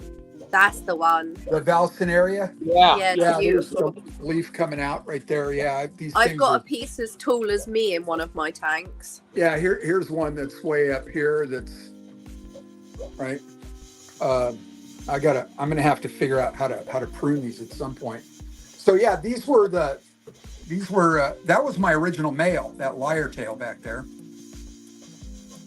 And then all these others that are all males. All the others, the swordtails, all male. And I've got some new ones coming up. There's one right here. Where'd he go? Up here with the black back end. And so I've got a new batch. There's those Plecosauruses I'm talking about. The red-eyed albino is what they're calling them. And all this is Amazon sword. So the sword, you know, these plants do real well for me. The sword plants and the cryptococcine, like that down there. These are a couple different, there's Bob and Carol, my albino crebensis. Oh, they are stunning. Aren't they great? They are. Yeah. I love them. Cryptococcine in front here. And then it's a different variety. I can't remember if it's red, just a red Amazon sword, or there's a name for it. Don't remember. But anyway, you can see all the cherry shrimp up in the guppy grass. Yes. All right, they love that. And then the dwarf sage works pretty well. And again, these aren't dirted tanks, but I started with a little pond soil at the bottom. And then I might have even mixed a little coarser gravel with it. And then sand, and then, the decorative gravel over the top. And there's other things that I have tried that just have not worked for me. So I go with what works mostly instead of fighting it, because that'll just make me nuts. And also it's, here's false Julie Corey. Oh, wow. And there were 5 in here, I think 5 or 6. And I pulled some plants out of here to put them in another tank. It was my farm tank with all these little potted crypts. I'll show you those in a minute. And next thing I know, I'm seeing 4 little bitty cories swimming around in there. So whatever the plants were that came out of this tank had eggs on them.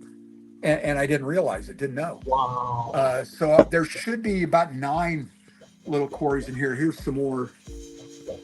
Oh, look up there. Yeah.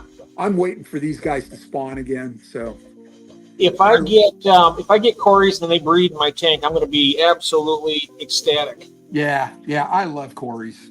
They are. I've never had them before. I've never had cories yet, so that's going to be a new chapter in my. Yeah. I've got, I think, 5 species, and I lost an entire species of sturbies. Then I've got these plastic tubs that there's guppies in here and some floating plants. And this one's all red cherry shrimp and some other plants. I throw all the little pieces of Java fern I get in there. And then piece of banana leaf. My chiropractor grows bananas out here in Palm Springs. So he gives me pieces of dried up banana leaves, and the shrimp will love it. Oh, yeah. So this is that new tank that I just set up. And there's some baby guppies. There's a few blue dream shrimp in here. I want to see if they'll work before I move a whole bunch. There's ram's horn snails and some guppy grass. And eventually the guppy grass will just take over. Like I said, I've been selling guppy grass online. And in this bag are the autosynclus. I don't know if you can see them there through the plastic. Should be like 11 of them in there. Do you have a link of your store on your channel? Yeah, on my YouTube channel, yeah. Yep, I'm going to go there and grab it. And I'm going to be back. I'm here. I'm just going to go on my phone. All right, yeah. And then these are the juvenile bettas that Mom was in the house, the Vanellope. And I had one that really gorgeous blue, and I don't know where it went. I can't find it. Never saw a carcass. It didn't jump out. It's not one of the. I've had bettas jump out and land in another tank. Not a clue. I've got a mono shrimp in here too, and a bunch of little bronze cories, little juvenile bronze cories. They grew up together. The bettas and the cories, they were spawned out about the same time. And then in here in this fry tray, there are 2 little albino cories. I don't know if you guys can see it or not. And then the crebensis, the ones that look like species, these are the ones that came from Bob and Carol, the albinos. Half their spawn came out looking like species. The other half is on the other side. They're all albino, and I'll show you those. Might be able to see them through the glass. But these guys are really aggressive. They will go for my finger. The albinos are just big cowards. And then a whole tank full of Mickey Mouse platies. The parents are in the house and made more. I took them in the house, and these guys are starting to grow up. So I'm going to have to find homes for all these. There's probably 100 of them in there. And then here are the and there's the link. The wild type mollies, I got from Jorge. Pretty fish. I think that's the correct link. I got it to Garage Aquatics collection and clothing. Yep. Oh, that's the clothing link. Yeah. If you click on the logo itself, it'll take you to just the home page. Oh. And then this tank is all Blue Dream shrimp. And there's these red tuxedo guppies.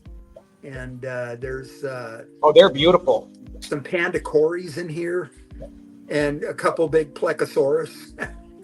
And Look at here's the coloration on those guppies. My goodness. Aren't they great? They're stunning. Look at that. Yeah, I really like these guys. Wow. And then and look at all the shrimp too. I love these shrimp, the blue dream. They just exploded. And then in this tank's the orange sunkissed shrimp. Good morning, Gil. One thing I learned about these is don't over clean the tanks.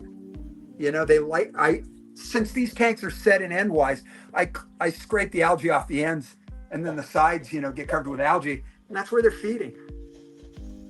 Right? They feed on that, and then, plus they feed up in the guppy grass too.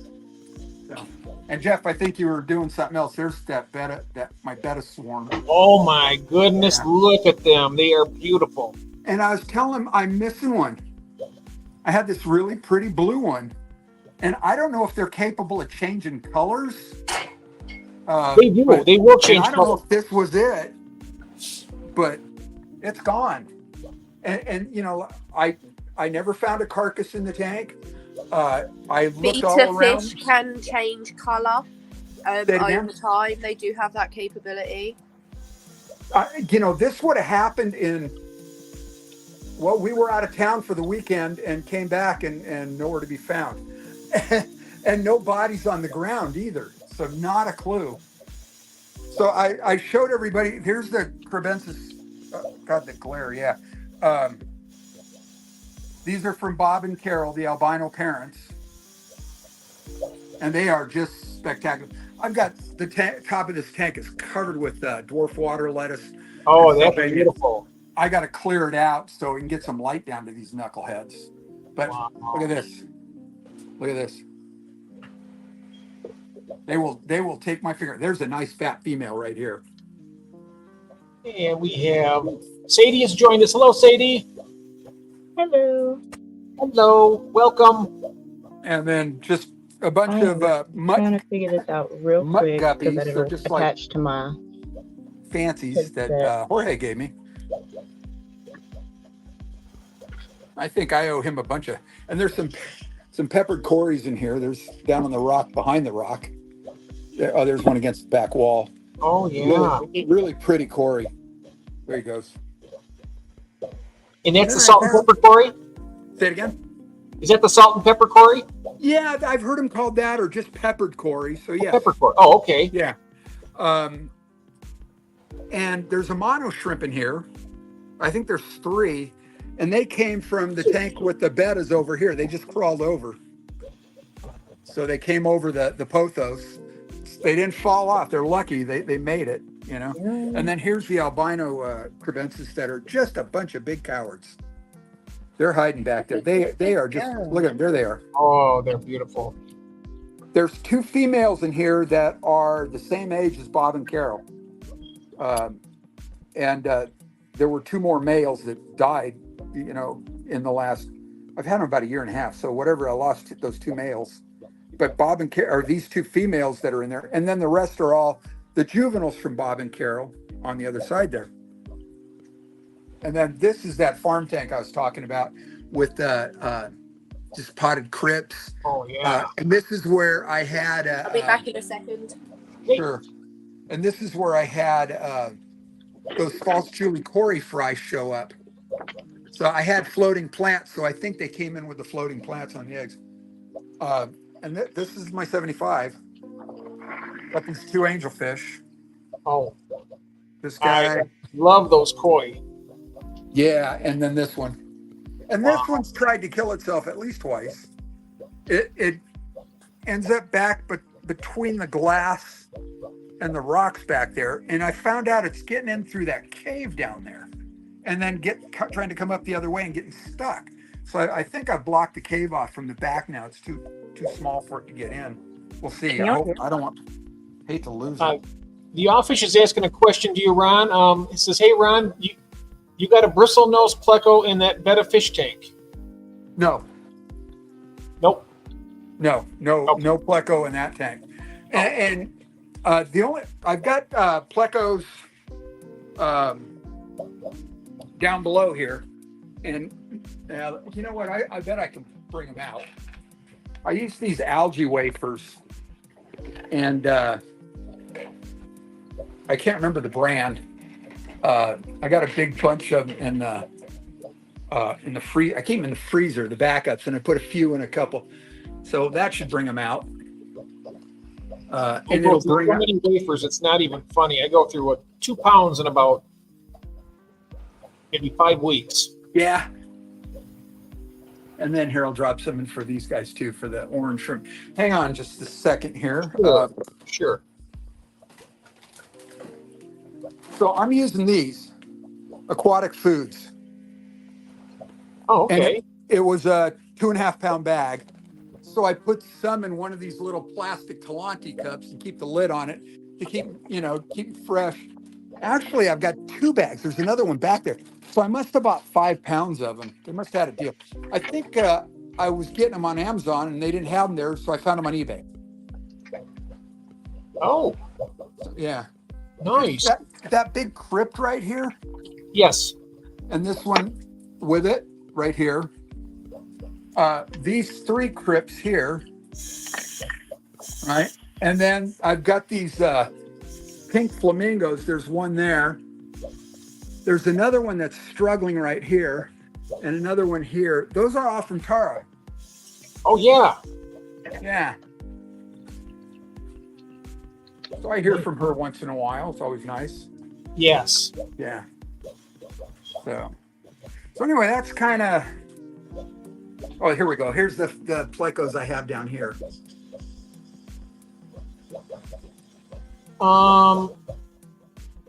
Whoops. Dang, my mic's done.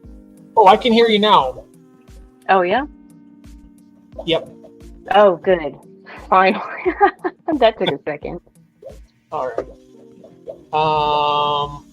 Okay. So those and the big plecos wherever they are in these tanks.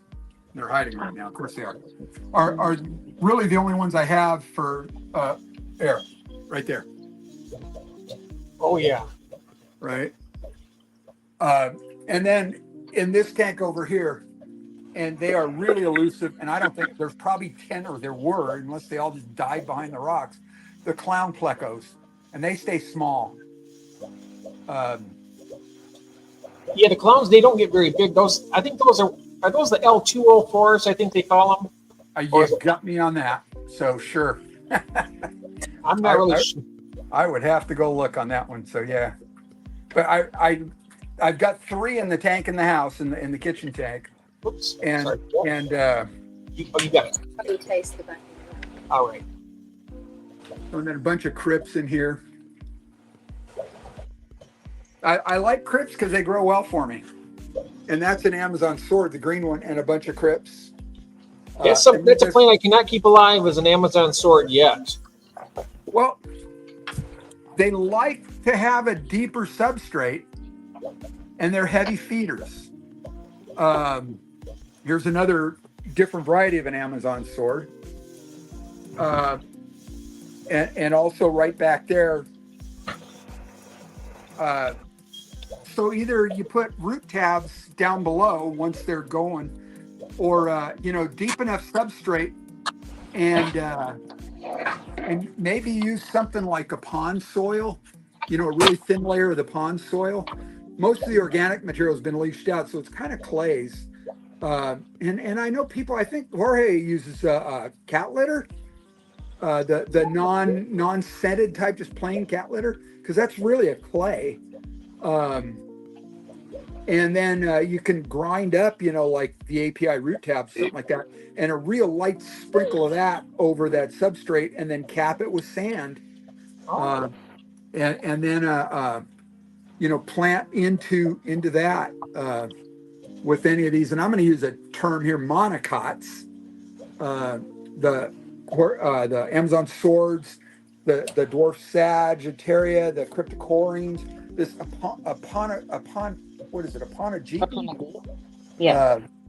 Keith, I think Keith likes these. Oh yeah, yeah, I can't. Yeah.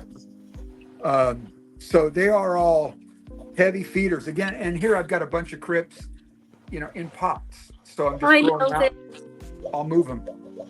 Hello, Melvin. Hey, Rob. All right, I'm gonna head unless anybody, got any questions Hi, about what's out here. Sadie.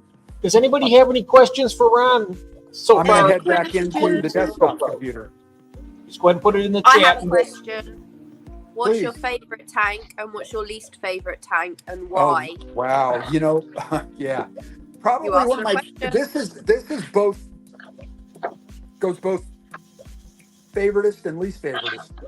Well, it's certainly at the top of both. I love it just because of these knuckleheads. But then I've been fighting this black-beard algae in here. Right. And that's just a giant pain. God, it's like picking your favorite child.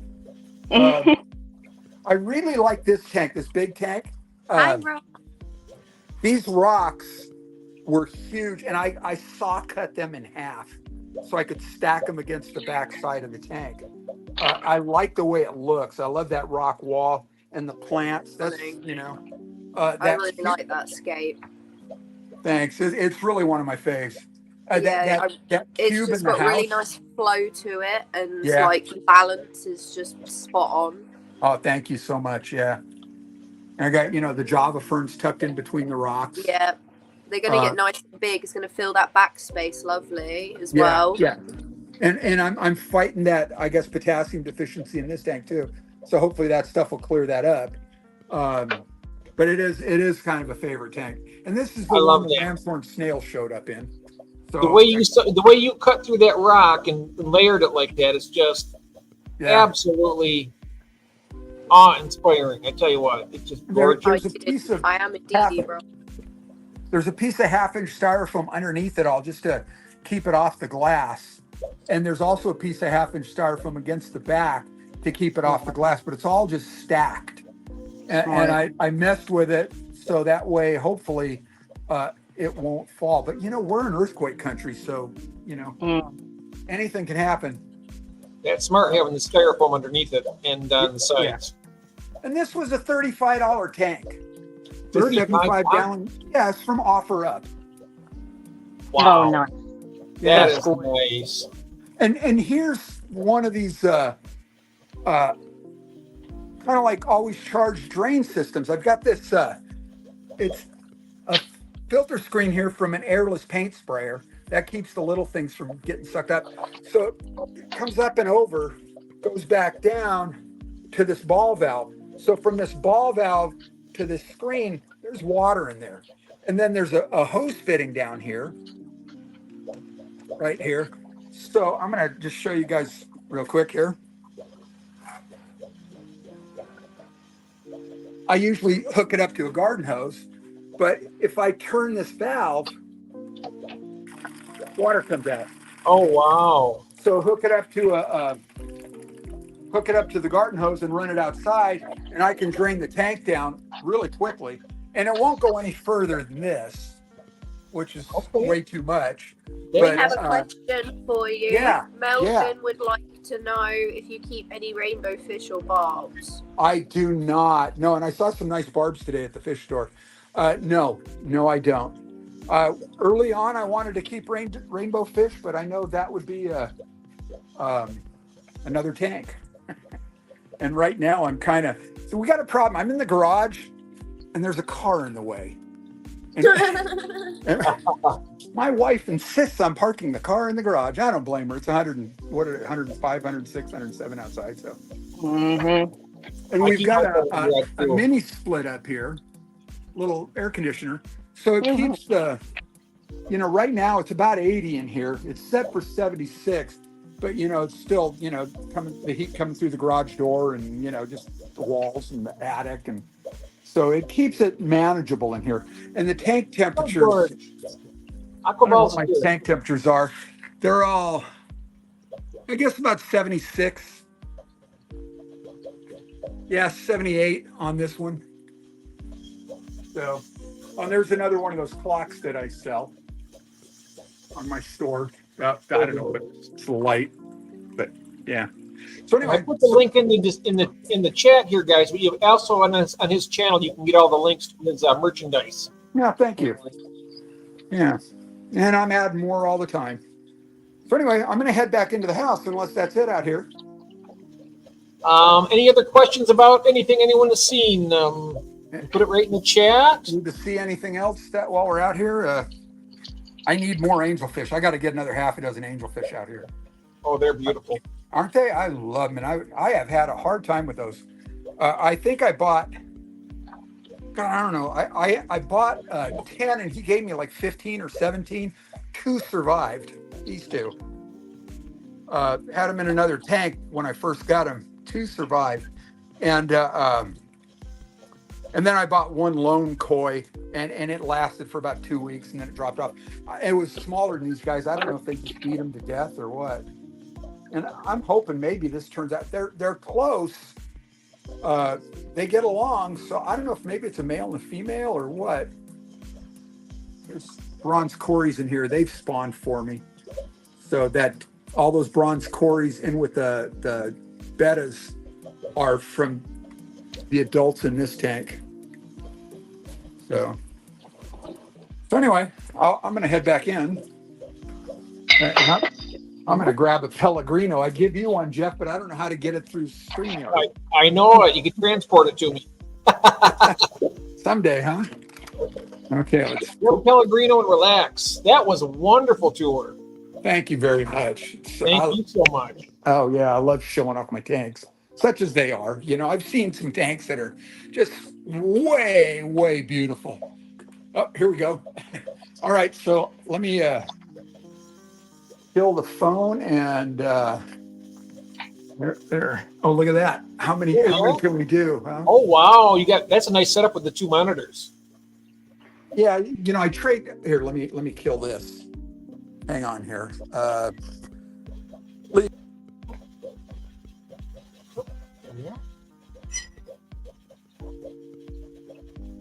Here we're back. Yes? Can you hear me? Yep. I can hear you. Yep. Okay, good. Yeah, I use 2 monitors because I trade options. So it's nice to have, a couple monitors. Keep an eye on the market in the morning, so. Hello, June is in the chat. Welcome. Good to see you. Hello. Sorry, I couldn't hear anything. I love that. Oh, you couldn't hear anything? No. Uh-oh. Charlotte, is that actually sitting on the floor? Yeah. Yeah, cool. That tank is, 6 feet long, 3 feet Holy wide, mackerel. 2 feet tall. Good Lord. I'm sorry. What did you say? 6 by what? By who? 6 So by it's 6 3 wide, wide. but I think it's 2.5 tall. I measured it yesterday, and then it's 1.5 or 2 deep. Ching. I think Gord figured it out, Red Laser, I think he figured it out as approximately 270 gallons. Oh. Just looking for my calculator. That is a beautiful. Everybody knows how to do that, right? Actually, I can do this. FFL, let me see if I can do this. Fish scrambling. Yeah, 336 gallons. How much? 336, according to 6 foot by 3 foot by 2.5 foot. So the way I do it, I convert it all to inches. So 6 feet, 72 inches, 3 feet, 36 inches, 2.5 feet, 30 inches, right? So you multiply all those together, the length times the height times the width, hit equal, divide that by 231, and that'll give you gallons. I'm terrible with math. It's arithmetic. Yeah. Yes, arithmetic. I'm, oops. Oh, that's not. I thought FFL was going to, I put the dimensions on there, but I don't think it's, oh, there it is. Gord's got it here. What, 18 or 30? Wait, 18. I think what? So 18 inches front to back and 24 inches high. Is that what you're saying, Red Laser? I thought it was 3 feet wide. Is it 3 feet, Charlotte, front to Thanks, back? lady. Pardon, Alright. sorry. Is it 3 feet? It's 3 feet front to back, right? No. It's 2.5 or 3 tall by Oh, okay. 2 back. Oh, all right. Oh, 2 feet wide. Okay. 4 by You can't Oh, see all right. 30. All right, cool. Yeah, hey, thank you very much, Grady. That was fun. I appreciate it. And Gil says his 250 gallon is 6 feet long, 3 feet wide, and 2 feet tall for 250 gallons. Yeah. Wow, those are. I'd love to have a tank that big. Who are we looking at in the bottom there with the 2 tanks side by side? That's me. Oh, is it? Yeah, cool. My female Endler tank and my male Endler tank with neon. Don't you have to have like X's and Y's for it actually to be math? Unknowns and stuff like that. I mean, it's just addition, subtraction, multiplication, division. It's just arithmetic. It's everything we learned in 4th grade. I don't know what you call that in the UK. They're on a different type of system, the way they classify the school grades, I think. Yeah, 6 foot tank. Wouldn't that be great? I would love one of those. So I keep an eye on OfferUp, and there's some killer. That's why I got that 75 gallon. And I think it was actually, I think I misspoke. I think it was actually $40 with a stand, and I told him keep the stand because it was not in good shape. I didn't want to have to take it home and deal with it. So I just took the tank. And then the 240 gallons, the one with all the sword tails, and the one with Bob and Carol.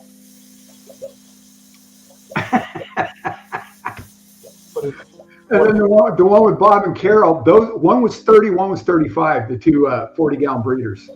So OfferUp secondhand.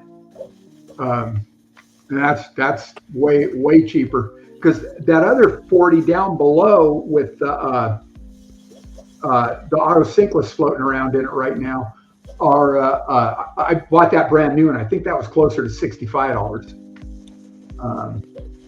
So. Autos are hiding right now. Oh, look at there. I'm gonna bring this one over to take a look at Sadie's tank for a second. There we go. Oh, look at those. Oops. Oh, sorry. What happened? I'm not sure. Where did Sadie? Did I knock Sadie out? I didn't. I hope I didn't. It's I'm gone still back. here. Oh, you're there. Okay. Okay, good. I was hoping I didn't knock you out of the. Are those Endlers? Yes. Full blood Endlers. I've got Staic, El Tigre, Wild Type, what's else? Silverado, and Lime Greens. Oh, very cool. I love the planting. How you got it there too. That looks really nice. Yeah. Thank you. That Monte Carlo right, is forever. the bottom front and center is that Monte Carlo. Mm-hmm. I'm having a hard time growing that even. It needed a lot of light. Yeah, okay. I've got one of those old plastic salad boxes, you know, that you buy from the grocery store, so you get mixed greens or whatever. Mm-hmm. And I've got about 2 inches of substrate in it. And I bought a couple little pots of the Monte Carlo and broke it up and put it in that thing, and it's growing in there, so it's just saturated, so it's kind of like immersed growing, I guess what you'd call it. And it's slow. It finally starting to spread, and it's right under the lights. The only thing I can figure is those shop lights don't throw off the right colors for good aquatic plants. They're cheap. They're $14 a piece for 3-foot lights, but I think they're just not an appropriate spectrum. Yeah, I ended up splurging for my light. I got the Higer. I don't know what footage. I think it's like a 4 foot, 3.5, something like that, to span across both of these. Yeah. I would say a while for that. I don't know if we can see this. I should bring it back up on the phone. It's Higer planted plus 24/7 aquarium. It's the HG08926 watt. I bought 2 of them. It was buy one, get one free, essentially. They were half off. Somebody from Higer posted a link in Instagram. So I bought 2 of them. That's what's on the tank underneath the workbench. So we'll see how that works. I mean, it's supposed to be a good quality plant light, so I'm hoping it works. Look at her. What is that? That's my female betta. She's down in the Coolie Loach cave. Nice.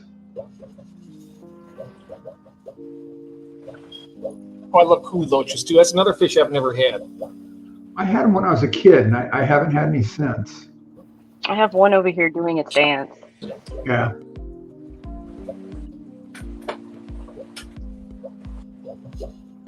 She's been doing that for a little bit since the betta went into the cave.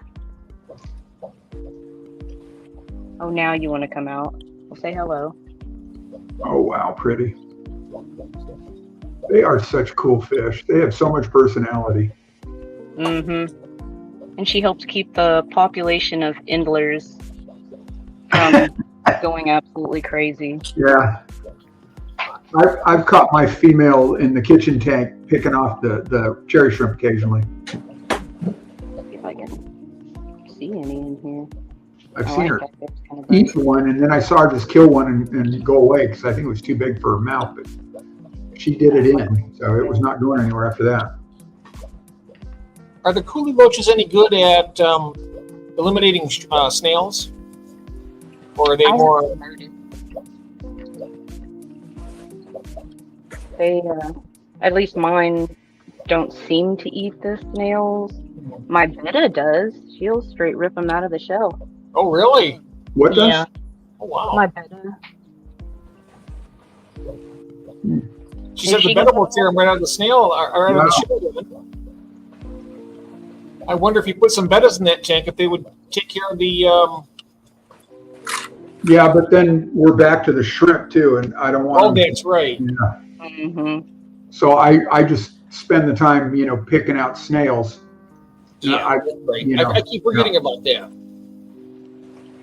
I think I spent about an hour today, and I must have collected a couple hundred snails. Oh, wow. There'll be another couple hundred probably in another week. Yeah. Fine. Yeah. I'm still having problems. My with this one. coolie loach do eat snails, but they tend to eat the little round pond snails or the really swirly, like tiny ram's horns. God. Well, they're still really small. Yeah. Mm-hmm. Yeah, they've got to be able to fit it in their mouth, I guess. So. Yeah. Yep. Wonderful. Now, what size tanks are those right there, Sadie? So these are my 12-gallon tanks. I got them off of Facebook Marketplace for $10. Oh, wow. You just can't beat that, That's a really good deal. Yeah.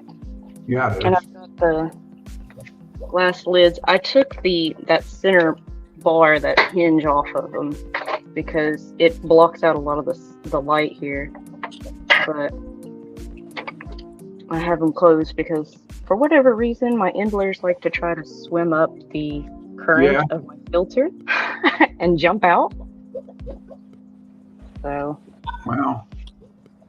But my other tank, my 5.5 over here is covered up because I had to do a levamisole treatment because, again, I'm finding Indlers over there with wasting, but the Indlers over there are mixed with guppy. The levamisole does a really good job on that. I know that. I tend to use a little bit less than what they recommend, but I had that same problem with some of the red zebra cichlids I have over there, and it cleared it up. I only had to do I did 2 treatments, and it completely took care of it, and they've been doing really great ever since. That was a few years ago. And what was it for, Jeff?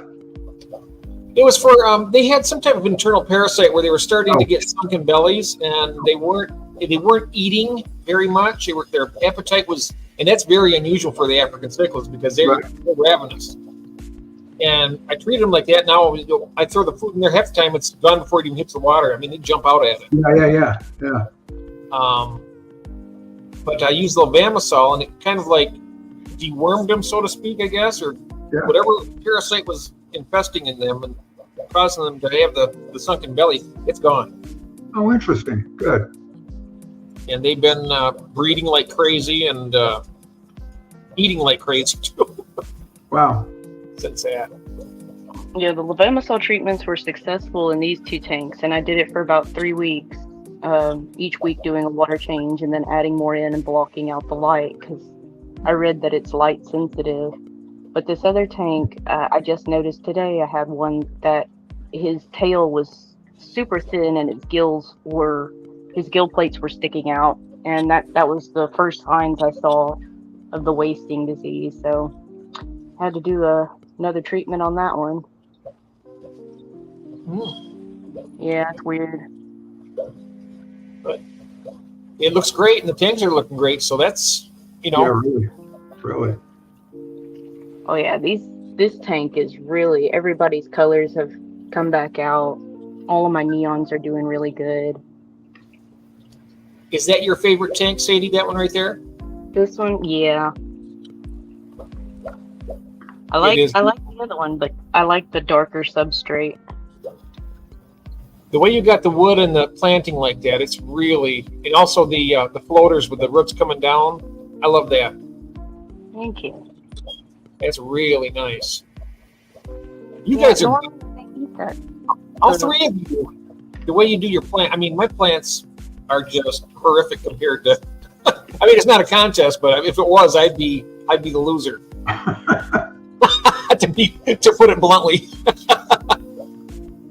You guys are great with the plants. My goodness. I appreciate that. It's taken a long time, over a year, for these to get like this. The water wisteria that I have in here, this stuff, oh my gosh, when it started taking off, it's everywhere now, and it puts out little runners. And yeah, I had water wisteria, and my scuds ate in. It turned into like a big tree almost in my 55 gallon. And then scuds got in there, and they ate it down to the nub. They ate everything. That's crazy. Because I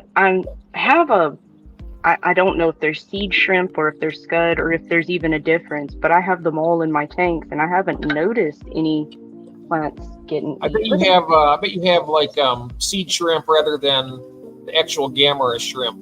They're called Gamma shrimp. They're Hyela azteca, I think they're called, and they will eat plants. Like if you have moss, it'll be gone within a week. Really? Yeah, the moss is the first thing to go. Then they'll work on the other plants. And they'll even go after a nubius. And I've got a tank back here that I'll probably do a tour next week, I think, maybe to show it. But I can't do it right now because I'm on my laptop. But they actually would eat out, pure green leaves. They would hollow it out on one side. And they are terrible with plants. So I brought them, and the thing of it is, I really regret I bought those scuds to bring them in to feed to my apistos. Yeah. And the apistos will hunt them down relentlessly. I mean, the plants survive in their tank, and I was adding like hundreds at a time in there, and they go right into the substrate after them, and they clean them all out. But the other tanks, I had a paradise fish. I thought I bought it thinking that it would be a good scud remover. It would just take them in and then spit them right back out. Woo! Oh, Glenn, welcome to membership. Thank you. Wonderful. Thank you so much, Glenn. Welcome to membership. I'm going to start putting out some membership only. Well, it's going to be members only content, but it comes out. I think it's like 2 weeks. Then it comes out for everybody. It's nothing. Just a little something special. I'm going to be starting. Kathy's trying to get me on a plan to do that. So hopefully I'll be getting. That's right. You blame Kathy. Oh no, she's the one that's hitting me with a whip, saying you better start putting out some content, boy. Says if you're going to be sitting in front of that screen, you better be making some dollar bill. she's getting on me. She says, these people are nice enough to join you on membership. You got to start putting out some extra special content. And I'm like, I've got to do that. You're right. That's I will. cute. Yes. So she's your manager. She's your She's the social boss. media manager. Yeah. She's the boss. She's just the overseer of everything. She says I do, and that's it. Yeah, there she is at the bottom saying, "Hey, stop." I just call her. Oh, there she is. Hey, style. Oh, well, it's true though. Whoops. Oh, now you're in trouble. I'm in big trouble now. When you're out of the I'd say- fish basement. I'm here in my safe space though. Now she's really gonna get you. Glenn says, "My name is Big Jeff." What a lie! Well, what do you mean? What a lie? No, it's not. Did you or did you not tell me I need to start putting out special content? Uh-oh. You did. So that's what I have to do. Safe space. Fish cannot defend you. No, they can't. I wonder if I can pull up the backgrounds that I painted for these tanks. Because they're kind of hard to see with all the plants. Oh yeah, I might. The plant right, well, I'm pointing at it like I'm actually pointing at your thing. But the plant in the foreground there, the real tight to the substrate. Mm-hmm. What is that? This is the Monte Carlo. Monte Carlo. Okay.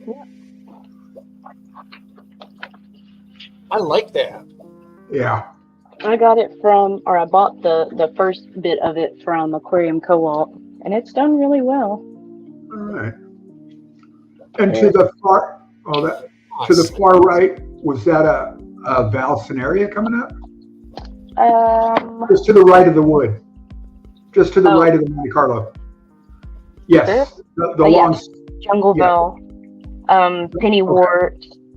This is a plant, Samola, something like that. But I pulled it out of my local river, and it grows slowly, but it grows really pretty when it gets real. Oh, very cool. You have a local river. I'm only a little jealous. Yeah, I live close to the Brazos River. Yeah. Which one? Let's see. The Brazos? I do have these poles. I could do some. Are you in Texas or? Yeah. Central Texas. Oh, cool. This is the other one I painted for the betta tank. Finish the street email. Yeah, I am. I'm in trouble. You're gonna find out. If you guys don't see me screaming later tonight, you know that.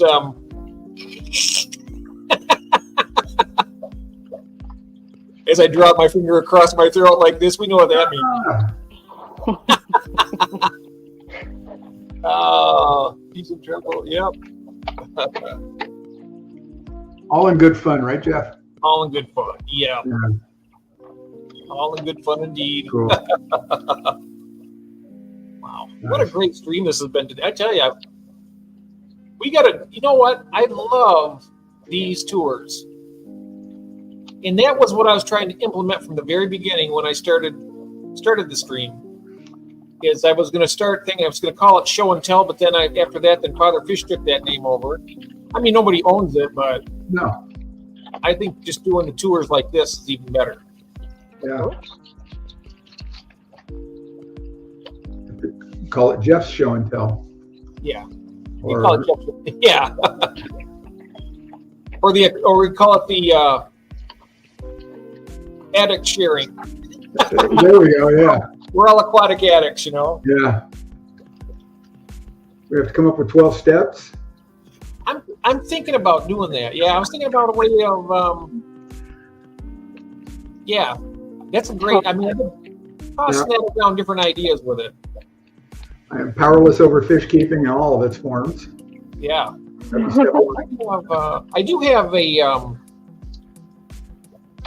I turned it off on my Stream Elements, but I have one of the things. It's like Serenity Prayer for fish. Yeah. And I'm going to bring that back, I think, because but I still have it. I just turned the toggle off on it because I didn't know. Okay. I didn't want to offend anybody who may be actually in some type of program. Of course, it's it's nothing bad. Now, you know, I learned a long time ago, you can't give offense, you can only take it. That's right. You know? Let's see here. My fish room has more dead than alive. I do have fancy fishes. Most are donated, like blue-eyed panache, Guinness, and shovelnose. Oh, nice. So you must have a large tank then, or is that in a pond? Or is that several tanks? Yeah. She has a tiger shovelnose. Those things get gigantic. And the blue-eyed panaches get pretty good size too, I think. Is that the royal pleco? The blue-eyed royals, I think they're called. Yeah. But anyway, guys, we've been going for 2 hours and 45 minutes. Has it been that long? Oh, no, 2 hours and 15 minutes. Ooh, that's a good amount of time. Does anybody want to show anything else from there? I would do it myself, but like I say, I'm on my laptop. If I had my phone hooked up to it, I could do it. But if Charlotte or if Sadie would like to show their tanks a little more and get a, it's completely cool.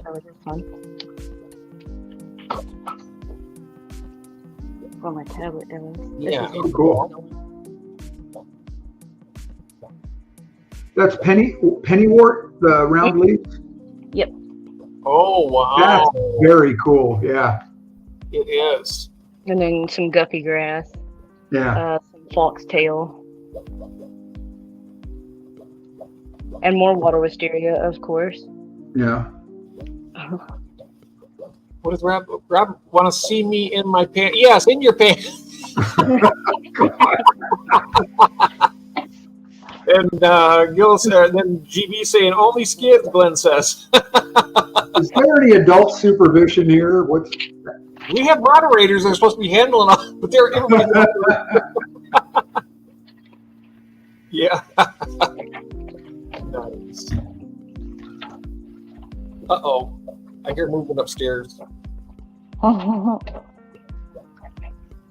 I go up there, you might hear some screaming. It'll be me.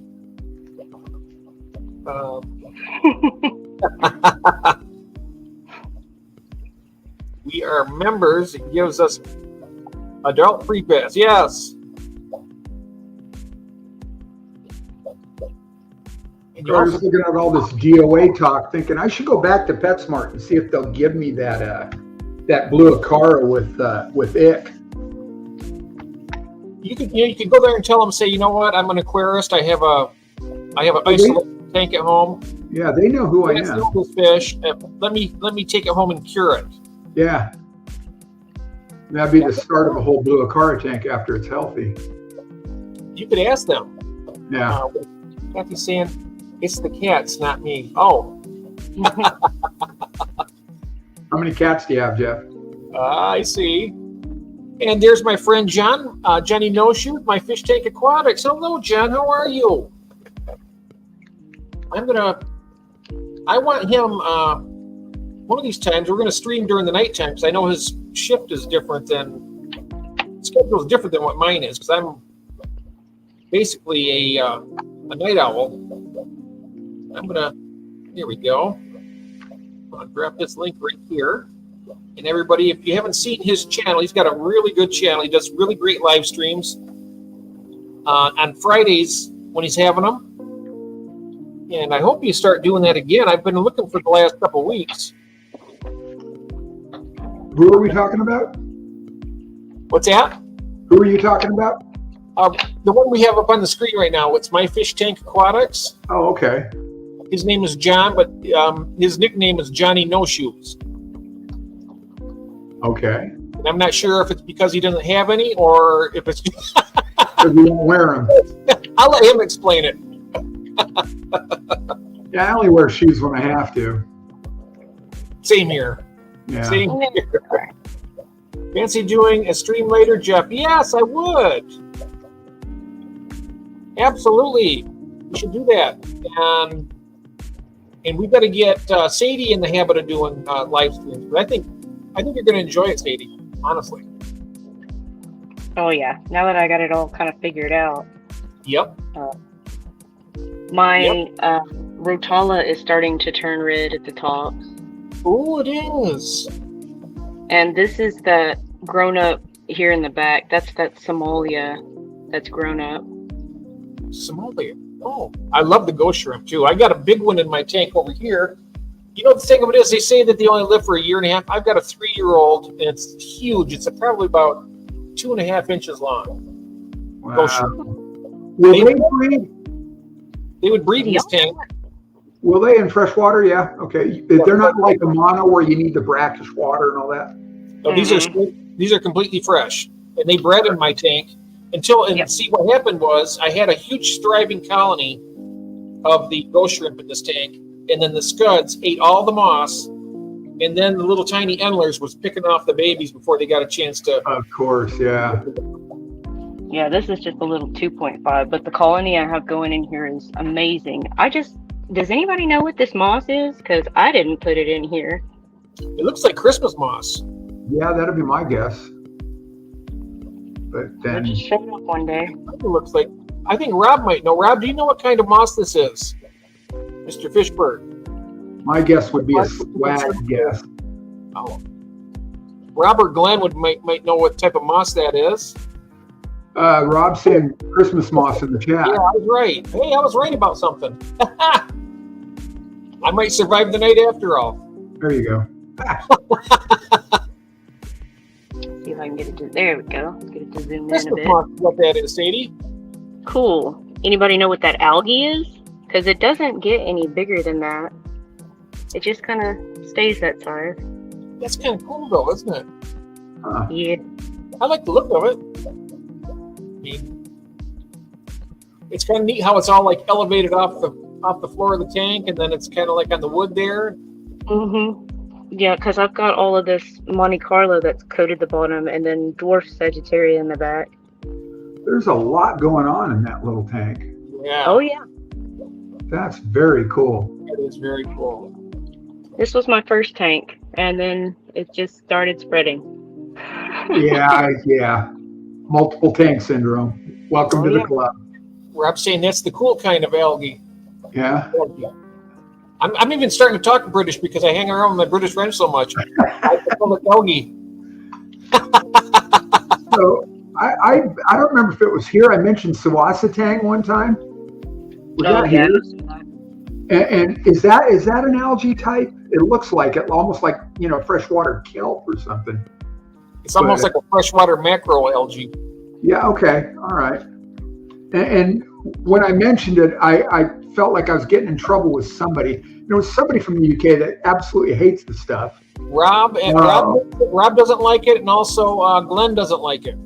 Really? Okay. That is like spectacular. I like it.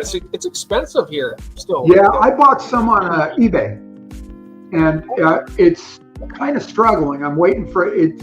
I've got some that it seems like it's starting to come into its own. So. Yeah, I put it in this jar because it wasn't with my shrimp, so that I could jumpstart the colony, and then that moss started growing in like it is. So I put it in this jar and put it in my kitchen window because that's where my setup is in my kitchen. It's like tripled in size since I put it over there. Nice. And those floaters are just killer there on the left. Look at that. In fact, the Sawasatang I bought on eBay came from Texas. Really? That's cool. Yeah, the vendor was in Texas. This is my frog bit, but I also have salvinia, and I use a piece of soft wood and just kind of wedge it between the sides, and it holds it over there. Oh yeah, that's a good idea. So it still kind of keeps a natural looking look. Yeah, Jeff was asking in the volcanics. That's Sadie. This is Sadie. I think he was asking who you were, Sadie. Oh. Yep, that's volcanics. Hello. Got it, Rob. But yeah, I'm fighting with staghorn algae in this tank pretty violently. Wow. That's a beautiful Betty you got there too. Thank you. Yeah, I have her cotton candy. Oh, nice. she's a cutie. Beautiful blue coloration. Yeah, I got one similar, but mine's got the more of a reddish. She's got the same body style and vintage that one does. Look at that, really personal. I love Bettis. Oh yeah, she's amazing. And her little, I guess they're called pectoral fins, are a deep like crimson red. Ooh. Wow. She's a crown tail female, and I did get her from PetSmart, but it's because my local fish store wasn't having any betta in at the time, and the dark blue one I had at the time was pretty old whenever I got a hold of her, and she ended up passing. Oh, there's my Swiffle's in the house. Hello, Swiffle. there's my albino, one of my albino cories. The other one's in hiding right now. I don't know where he's at. I just saw a bunch this morning at my local PetSmart. They had 6 or 8 of the albino cories. That's what I'm gonna get. That's what my first one's gonna be, is the albinos. Yeah. I love them. Yeah, I've got in that kitchen tank I showed you guys. I've got 6 albinos, and they spawned here about, God, I don't know, about 2 months ago. And I'm going to put up a how I failed video. They spawned. I collected the eggs, put them in a fish bowl. I swear to God, there must have been 60 that hatched out. And within a couple days, I'd killed them all because I let the water foul. Yeah, and so I've got 2 survivors, and they're in that fry tray that's on top of my all the bettas in that 29-gallon out in the garage. So I'm glad I got a couple out of it, but I felt bad about that. And so I've been doing regular water changes, trying to encourage them to spawn. And then I was saying earlier, I'm doing water changes with hot water coming out of the tap. That's never going to do it. So I either need to float ice or something on the tank, every time I do that to cool it down, or just, like we were talking about earlier, just bring water in the house and let it hit ambient temperature. But it's got to be colder than that. The idea is to mimic a rain, with colder water. So, I've been draining the tank down about 50%, but I need colder water to refill it with. So I'm going to have to start doing that, I think. I know that Rob's got one of those big, I think it's a 55-gallon Rubbermaid, like a trash container they use for his, I think. And I bet if you had that and threw some some ice in it, cool it down, that might do it. And then use like a little water pump just to pump it into your tank. Yeah, I think I've got all that. I've got the trash can. He's got one on wheels. I think it's on wheels, I believe, if I'm not mistaken. Isn't that right, Rob? Mine's not. I can put it on a little 4-wheel dolly, but yeah, mine's not. I'd have to drag around. Oh. What's that? Cool water with ice cubes and pump it back. Yeah. Oh, RO ice cubes, huh? Get up here so y'all can see him. So Sadie, all that gray stuff in the back, that's that staghorn algae you were talking about? Yes, it decided. I had some of the nice algae, and it's growing down here. But the staghorn showed up, I guess, about a month and a half ago. I have some Walstertane that attached to the wood back here that's been growing down. And then I have a chunk of that Christmas moss that just started growing. I'm guessing that the moss came in with the plants that I got. Yeah.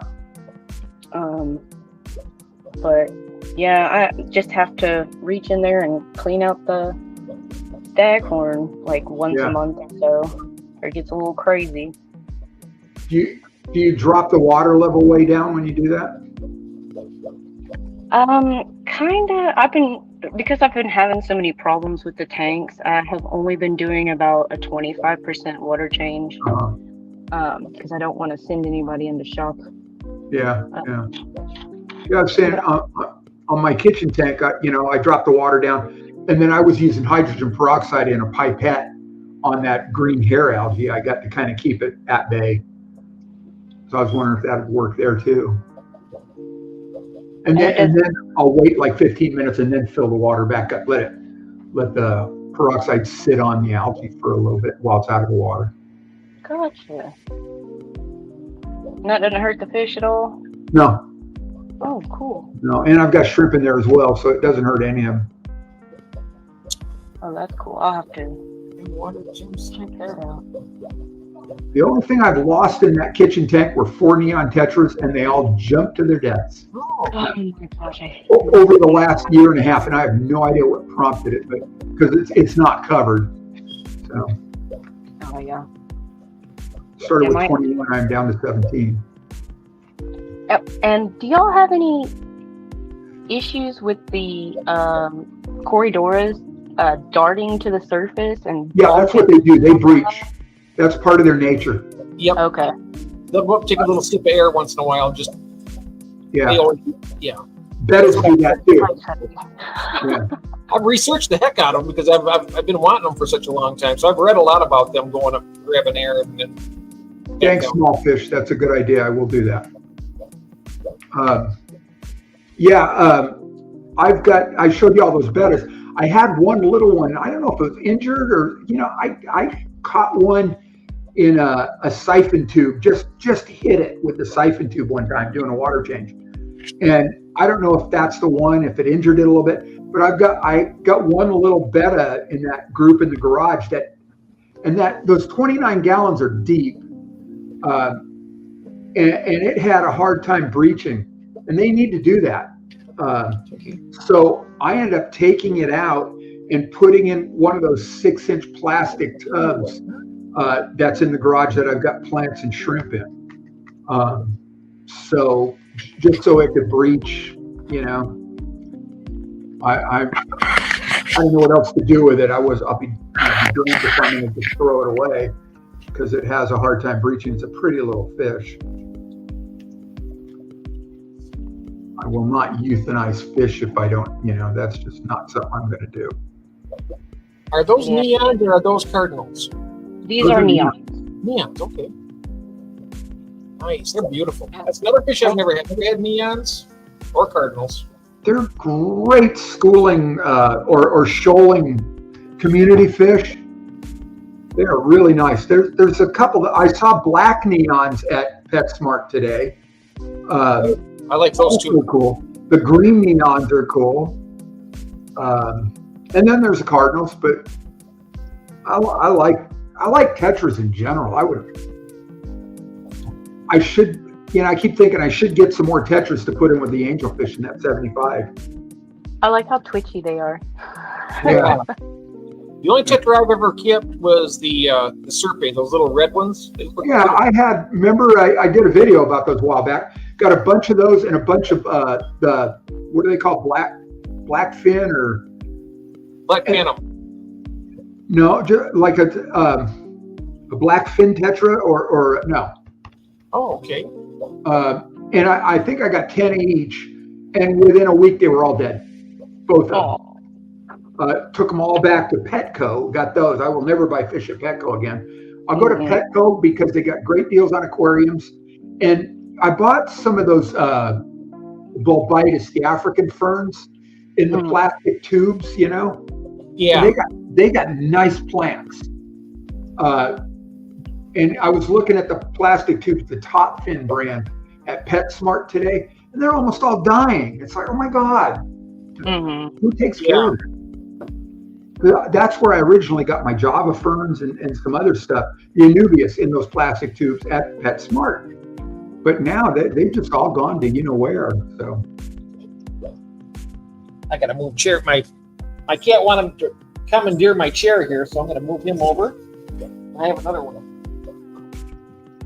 He likes it after I warm it up for him. That's what he does when he lay down. Here you go. Who are we talking about, Jeff? Your cat? Yeah, my cat was on my lap, but then he wanted. When he gets tired of laying on my lap, he wants to take over my chair, so I have to actually give him my chair, and then they're on rollers, so I just roll it to the side. Great, yeah. How many cats do you have? Right now we have 2. We had 3, all brothers from the same litter. Oh wow. They're just about 21 years old. They'll be 21 in December. Are you kidding me? That's like having a kid that'll never move out. I know it. Their age is low, and they're getting old, but they're still getting around. They're still having a little bite to eat once in a while. They're getting losing a little bit of weight. But we've got one. She's about 10. Oh. And Kathy's afraid to leave her. We were going to go on a road trip here towards the end of the month, and she just feels really uncomfortable leaving her with the neighbor. Neighbor comes over twice a day to feed her, and it's just not enough. I really like the look of that water wisteria. Oh yeah, I love it. That is really pretty.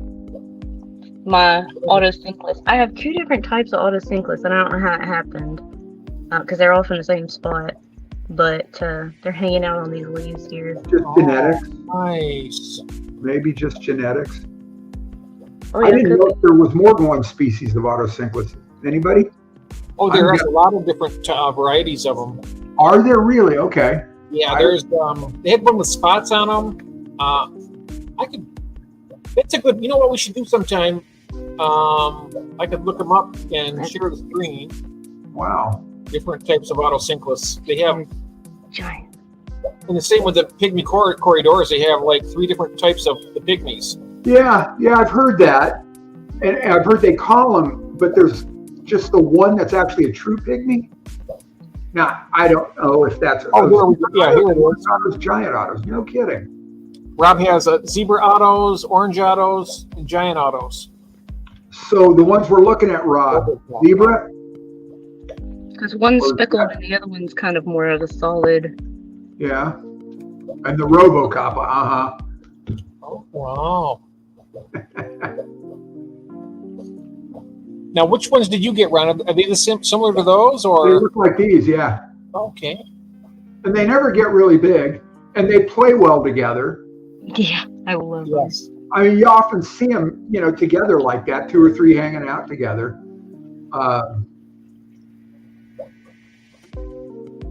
Yeah, I've heard that too. That there a lot of them are wild caught, and they don't necessarily ship well. Oh, hello, Rainer. Rainer's here. There he is.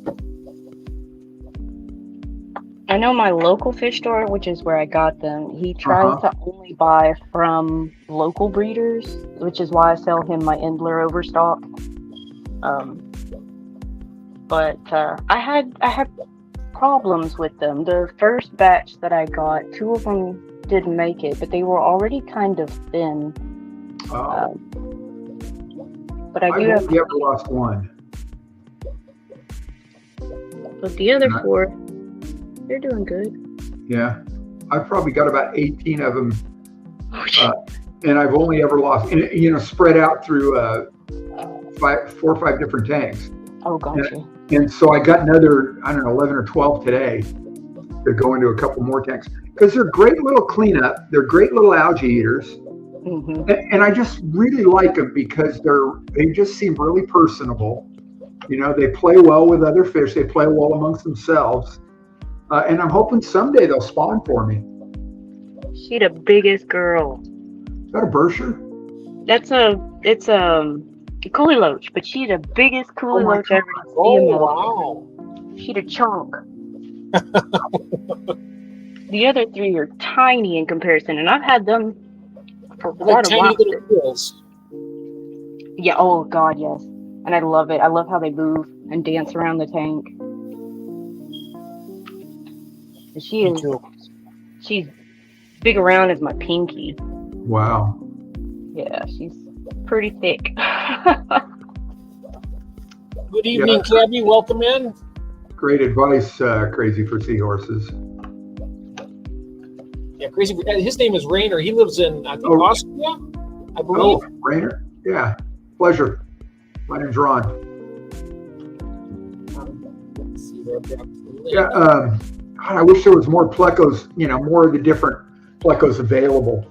You don't see them in the stores. Well, we are so limited here in Coachella Valley as far as there's 2 freshwater fish shops, And then there's the PetSmarts, and you're never going to see anything fancy there. And again, I'm probably not going to ever go to a Petco to buy fish again. But the two local fish shops, I've been to one of them once when we first moved here, and I've not been back, and I don't know why. They really had a nice looking fish shop. And the other one I've been to a few times, and I've had some problems with some of the fish I've gotten from him, and others not so much. They just, I don't know, just kind of hit and miss. That's why I wanted to start my own fish shop, because it would not be hit and miss. The one guy, he doesn't quarantine anything when he gets it in. Oh. And if I had my own fish shop, I would not sell fish that weren't, quarantined for at least 2 weeks. Mm-hmm. That's how my local fish shop does it. Even though he knows, like, from me, that I've treated all mine and made sure that they're healthy before I take them in. Right. He still quarantines. And I don't blame him, because anything can crop up or be hidden. That's right. It's a liability. Yeah. Yeah. That's one thing I got to hand to my local fish store. He quarantines his fish for like 2 to 3 weeks before he brings them out to sell. Yeah. And yeah, that's one that, to his credit, he does that. And I got to commend him for that. Sure. Let's see here. Feedings off the okay improves.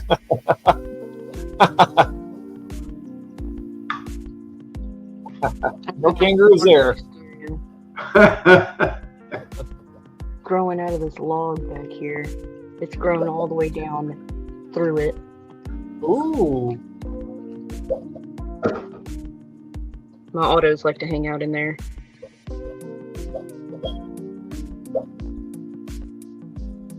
I think that's part of the reason why I get so addicted to aquariums, because each tank is its own little world, Oh, yeah. It's contained that, yeah. Absolutely agree. Especially when they're beautiful like these, like you guys' tanks are beautiful. I mean, I'm primarily, I like to breed a lot of fish, but I haven't really made a beautiful, I've said this a million times, I haven't made a beautiful tank yet, really. I just really need to do that. I need to do it. Pick one, Jeff. I'm going to pick one and just make it a nice scape. Yeah, just pick one and go for it. And then, you don't have to do them all at once. Yeah. I need to do that. So when I get that rack set up and get these going, I think I'm going to do a 20-gallon long and make that a nice little scape. I just saw 3 of those at PetSmart today on a pallet on the floor. And I'm thinking, what a cool size tank that is. The 20-gallon long? Yeah. They're the Aquion tanks. I took a picture of the tag, the dimensions. They're 30 inches by 12 inches by 12 inches. And there's fractions in there. 30 and a quarter long by 12 and 12 and a half wide by 12 and 3/4 high. And just a cool dimensions. I could see a rack of those to stack, with enough room to get into the one below. Oh yeah. Those would be great. And those would probably be really nice, for breeding. I don't know. I don't know. Oh, something, I'm sure. So yeah. Yeah, I've got plecos that have bred in this. I have one of those 20-gallon longs right next to me here. Right. Sure, I can show you this. I can bring this over this way a little bit. I just want to make sure I get this right. And they bred in this tank without a cave even. The bristle nose. Even after 6 months, Jeff. What's that? Jeff Kane. I'm looking at what's up right now. Quarantining fish for 6 months, you can still have hidden ailments and diseases. Wow. Oh wow. I think, Jeff Kane, you ship stuff to Jorge. I watched that unboxing. I was just astounded. That was just really something to see. Yeah, I need to find out what all you got in stock, Jeff, because I might be wanting to. So kind of like little typhoid Marys, huh, Jeff? Yeah. Yep. Some of them can hold on to it a long time, I think. Right. Uh-oh, So is that probably more parasite than disease, or hello, Vince. I missed Vince coming in. I seen cupcakes, and I said, that reminds me. There he is. Yo, cupcakes, just a high before bed. All right, mate. oh, interesting. Sorry about that. I didn't mean to commandeer that, but I seen this down here. Here we are. Good to see you, Vince. And then GRB's like, cupcakes, drool.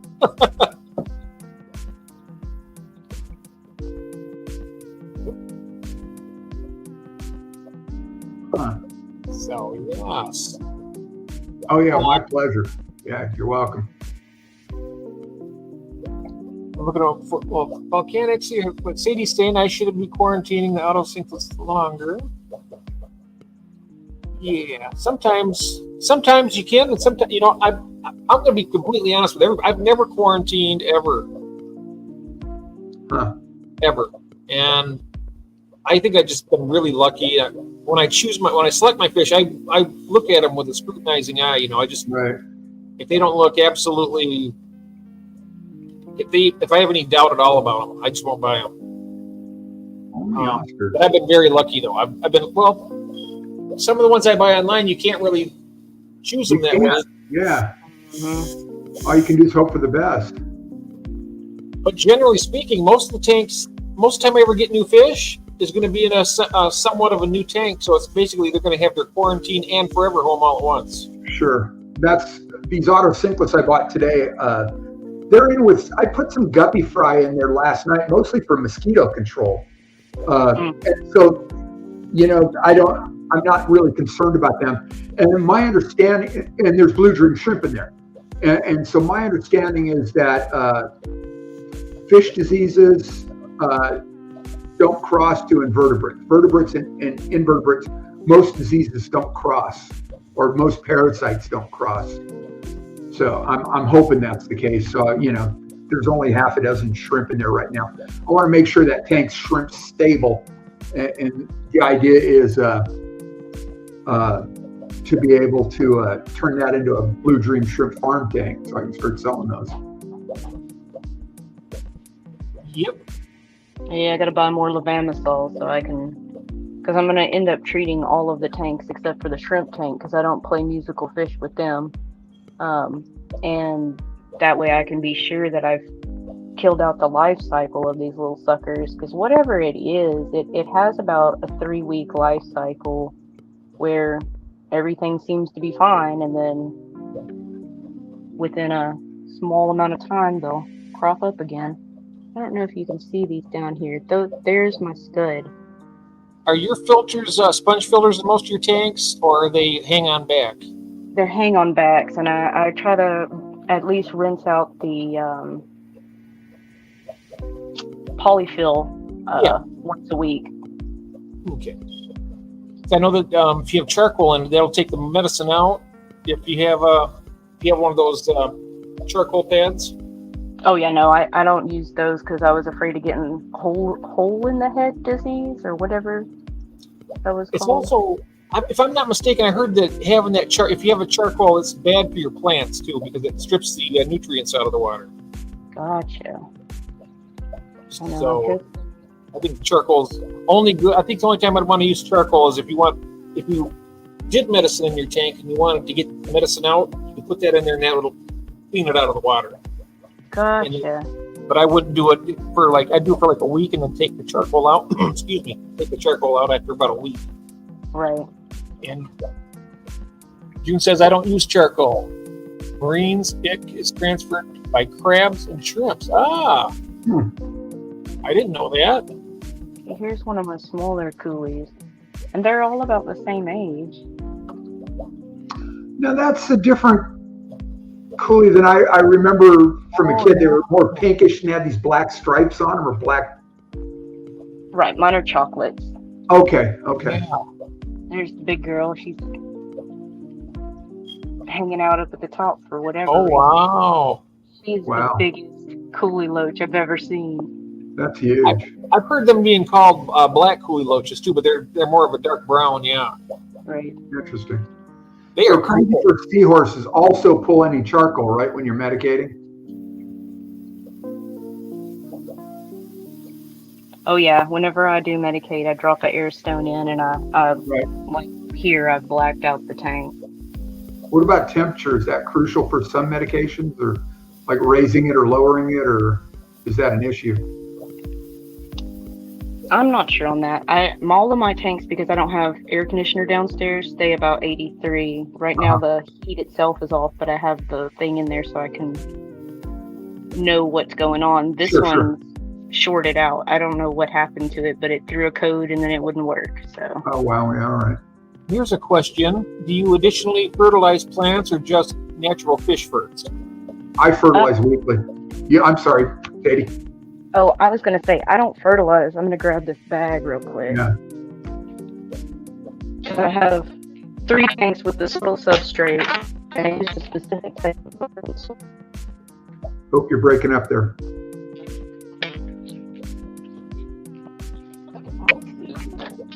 Bringing critters in with it.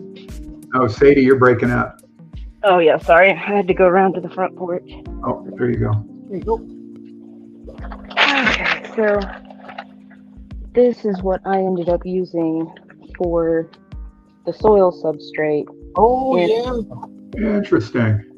and I did it in this tank, and then the 5.5. This one is the bottom layer is sand from the Brazos River, and then the top layer is clay sand. Huh. So you And sandwich it between the two, right? You put sand at the very bottom and then the soil. Right. So in the soil or the dirted tanks is I did about an inch of the garden soil, and then the rest was this one I put this fluorite in and then capped it with the sand because I had some of that fluorite that I got from somebody that was just trying to get rid of a bunch of stuff. Interesting. So is this kind of the father fish? Yeah. Yeah, okay, cool. Yeah. So, but I fertilize weekly. I've been using that. I started out using the API leaf stone, and now I'm using the Easy Green. I bought a big bottle with a squirt top. Yeah. Only and- use this one. Yeah, 1 squirt per gallon. I'm sorry, one squirt per 10 gallons. And yeah, it seems to be working. I think, Greg And I- Sage sells a powdered fertilizer that you just mix with water, and it's the exact same ingredients as the Easy Green, Huh. but it's in a concentrated powder, and you just dilute it with water and shake it up, let it fertilize the water, and you'll have the same stuff, and you can save a ton of money. It's probably cheaper than buying Easy Green from Aquarium. Oh, it's much cheaper. I got it from the local fish shop because they carry it. Yeah. So what fertilizer is that? I would love to know because You just go to select. I think it's Select Aquatics. Greg Sage. I believe that's what his name of his place is. I know who Greg Sage is. Yeah. Yeah, but if you go to his website, he'll have it in his products. And I was introduced to that from Skull because he sent me a sample of it, and it really does work good. Very cool. Okay, good to know. And you were mentioning about the dechlor. I was going to mention about the dechlorinator. Have you ever used the Seachem Safe? No, I haven't. No, I've been using the API. I started with the API because I started right in watching empty fish tanks, and you used API. So Yeah. I started out with the API.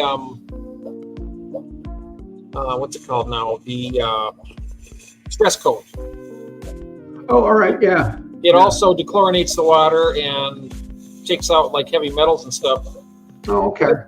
But I found out that one of those bottles costs more than the container of the safe. It does the exact same thing, but the little container of safe will treat up to 60,000 gallons. You just use those little metal spoons to dose your tank. Cool. And I figured it out. I'd probably go through about 8 of those bottles a year.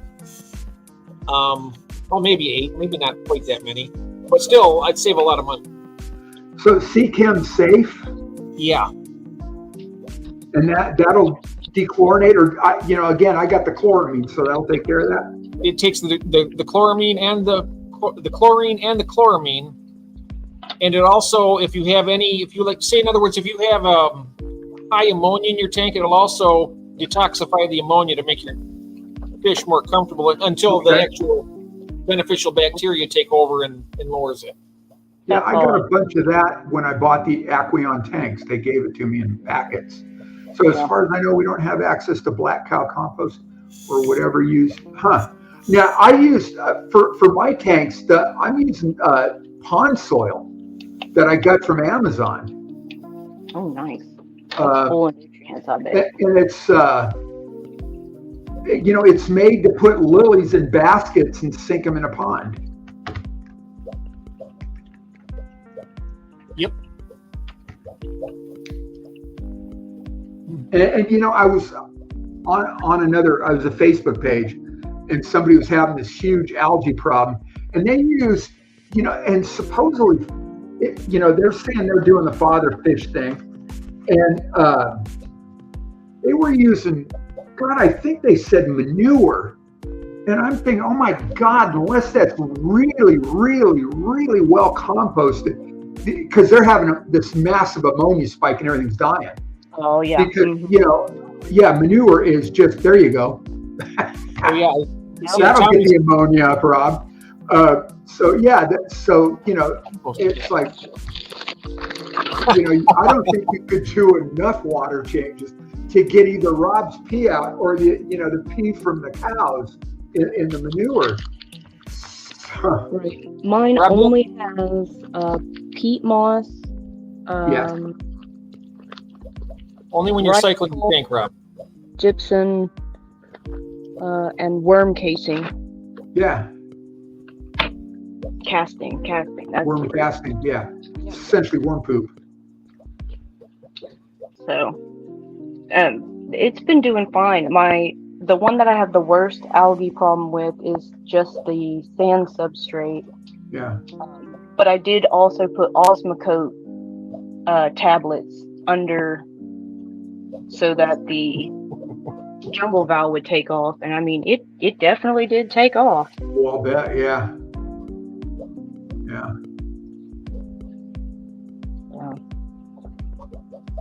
But my parameters stay pretty consistently the same. I made myself some powdered limestone because we have a ton of it around here. And Sure. I use that to bring the pH up for the endlers because they start doing this little body wobble whenever it's too low. Are you on a well or tap? On tap, but it's where I live. It's really weird. They mix like tanked water with a river. Okay. Oh, there's one of my scud. What's your pH run out of the tap? I think it's about a 7.4. Oh, that's what mine is out of the tap. There he is. There he is. Oh wow, yeah. I'm closer to 8, but it drops because there's no KH in the water. It kind of just, after a few days, it just drops. Yeah, I don't know how that works. Yeah, I got so much to learn. I use those API test strips, and according to the numbers on those, my KH and GH are both 180. And the pH is about 7.5. And then I've got the liquid KH and GH, and I don't use it because I'm not. Hello, Talisa. But I don't have any problems with shrimp molting, so I guess everything's good there. I rarely change the water in my shrimp tank. Once it started thriving, I just top it up, and I used bottled water for them. Oh, yeah. I just leave that one alone. Talisa said, beautiful aquariums. Talisa Aquarist. Thank you. She's got a great It's channel. really Yeah. Hello. Good to see you, Talisa. Let me do this. In case nobody's ever seen her channel, she's got a fantastic channel as well, like everybody else here. And there we go. Yeah, absolutely, GRB. I got the pond soil idea from MD Fish Tanks. So, and in fact, I'm not even sure it's not the same stuff, that they sell both sides of the pond, the Atlantic pond. But it works. It seems to work. I'm going to see if I can find it. Let's see, Amazon. And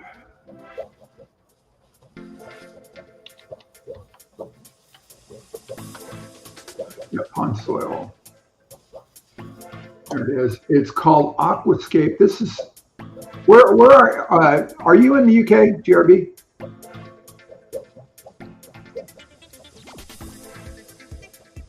GRB, did you say GRB? He's in Australia, I believe. Oh, Australia, okay. All right, well, anyway, here's the one from Amazon, Amazon.com America here. So, you might look for something similar anyway. And it's actually planting pond lilies.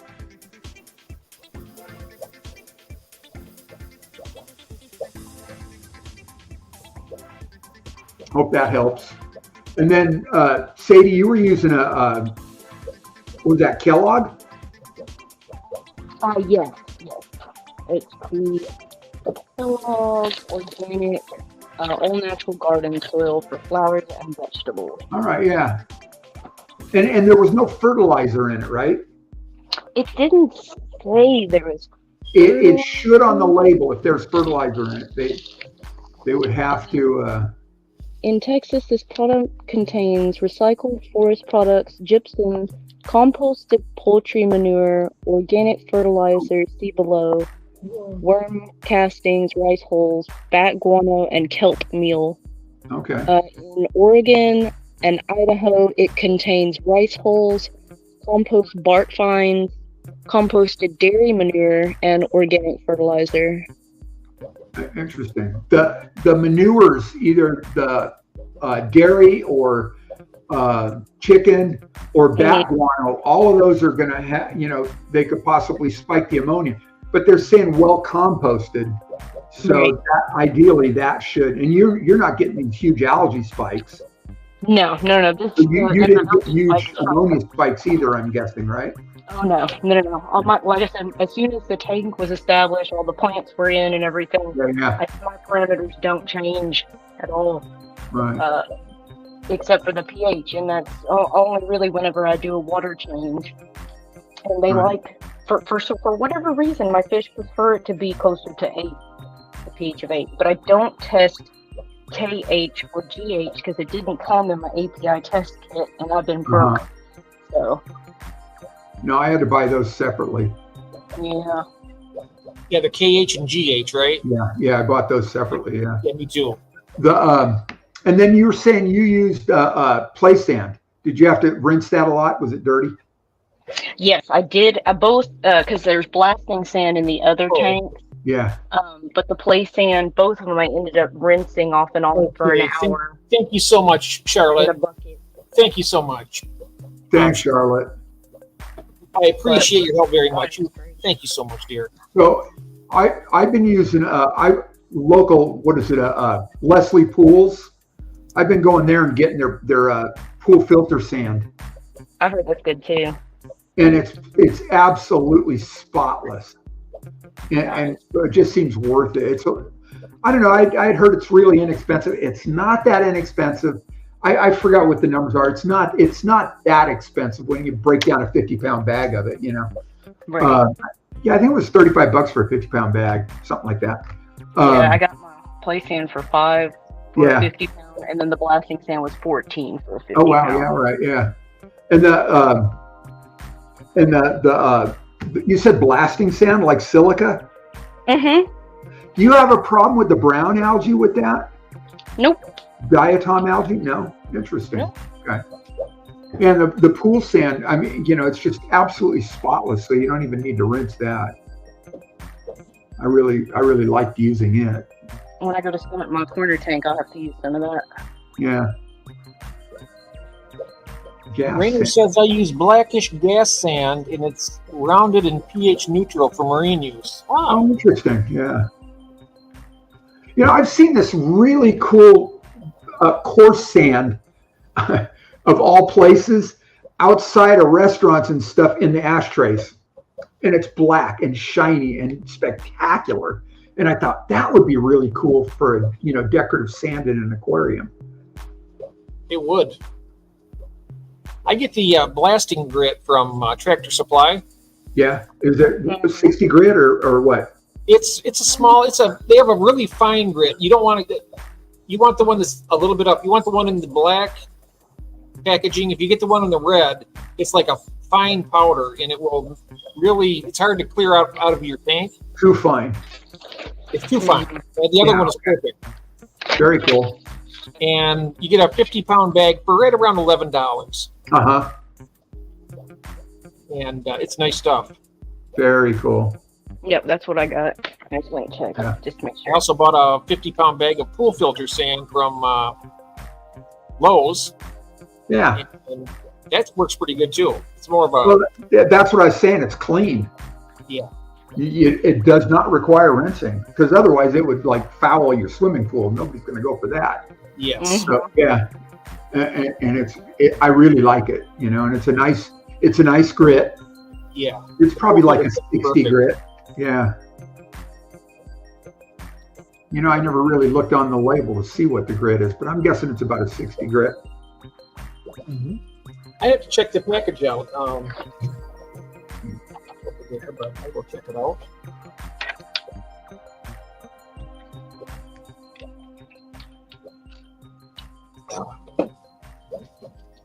Nice. But watch out with the black or volcanic substrate. It can be magnetic. Oh, Oh, you know, are the pellets like the fluval stratum? Is that magnetic also? that's an interesting question. I had no idea that they would have any magnetism to it. Reason I ask, I thought I saw somebody somewhere once talking about, you know, I've got that fluval stratum that's worked its way to the surface on, you know, above the sand. And I thought I saw somebody somewhere say you can use a magnet to pick that stuff up and clean it off the sand. I've got a magnet. I have got a cow magnet, a cow gut magnet. You ever seen those? You can feed them to a cow, and it goes through their whole system, and it's ideal. It drags out anything that they've eaten while they're grazing, you know, like nails and, you know, staples and whatever else. So, a buddy of mine gave one to me. Look it up. They're a real thing. Yeah, that's interesting. Yeah. So I got to try that. I got to stick it down the tank and drag it around and see if it collects anything. Oh god, y'all want to see my cable set up? Oh wow, yeah. Yeah. That's always the fun part of this hobby is trying to figure out what to do with all that stuff. Absolutely. Yeah, I got a surge protector that's got the little breaker and everything in it. So if anything happens, it'll trip before my house breaker does. Huh. Well, my friends, I think I probably should start wrapping up because I do need to fix dinner for my wife yet. But Ooh, there you go. I'm getting I'll probably hungry. be back later, a little later this evening also for usually like an afterglow type stream. Maybe I'll see you there. Yeah, that'd be fantastic. I got to tell you, it was such a. Let me put us back on this. You know, Jeff, I am so grateful for the opportunity. Oh, you're gonna. I would love to have you on here many more times. So just, it's not gonna be. Absolutely. In fact, you just let me know if you want to say, hey Jeff, you know, I would like to stream with you tonight, and you're always welcome. And same with Sadie. Great. Sadie, is that the name of your channel, Volcanic Sadie? Yeah. Well, it's Volcanics Aquatics. It's what? Volcanics Volcanic Aquatics. Aquatics. There it is. Volcanics Aquatics. Yep. Yes. I will go find that. Let me see. I can find that. I'll drop the link. And then I got a question. Who is Stream Elements? I see that. Stream Elements. That's a. I had It's a bot. It's a bot. all right. That I signed up for. It's free. And you just put your own messages on there. It brings them up automatically. Okay, very cool. I got some like links to channels that Yeah. are automatic. Here we go. I got Volcanics auto right here. There and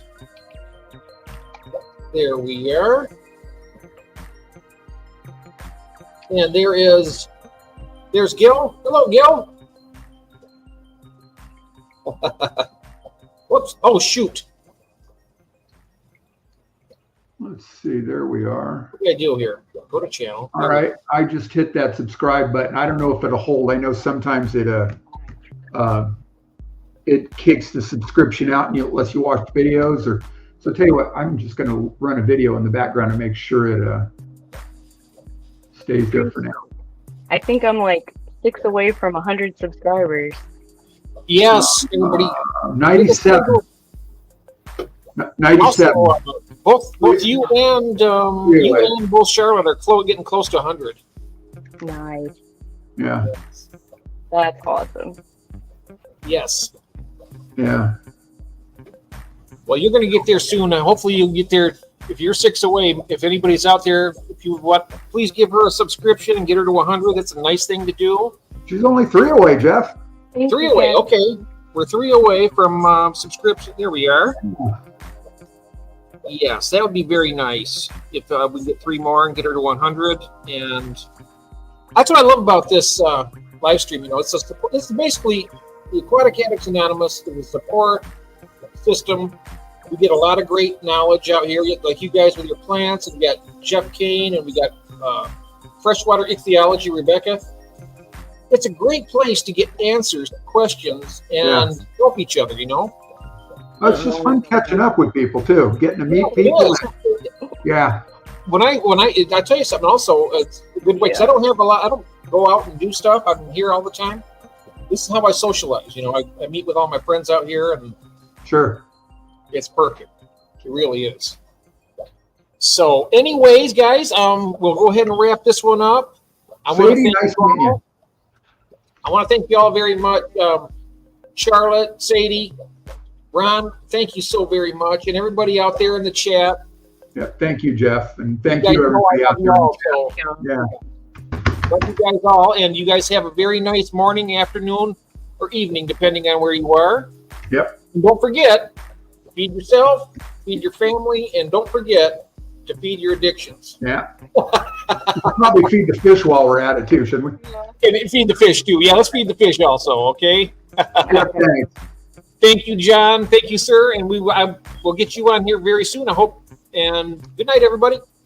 Bye. See y'all. See ya. Thank you. Thank you again. Everybody take care.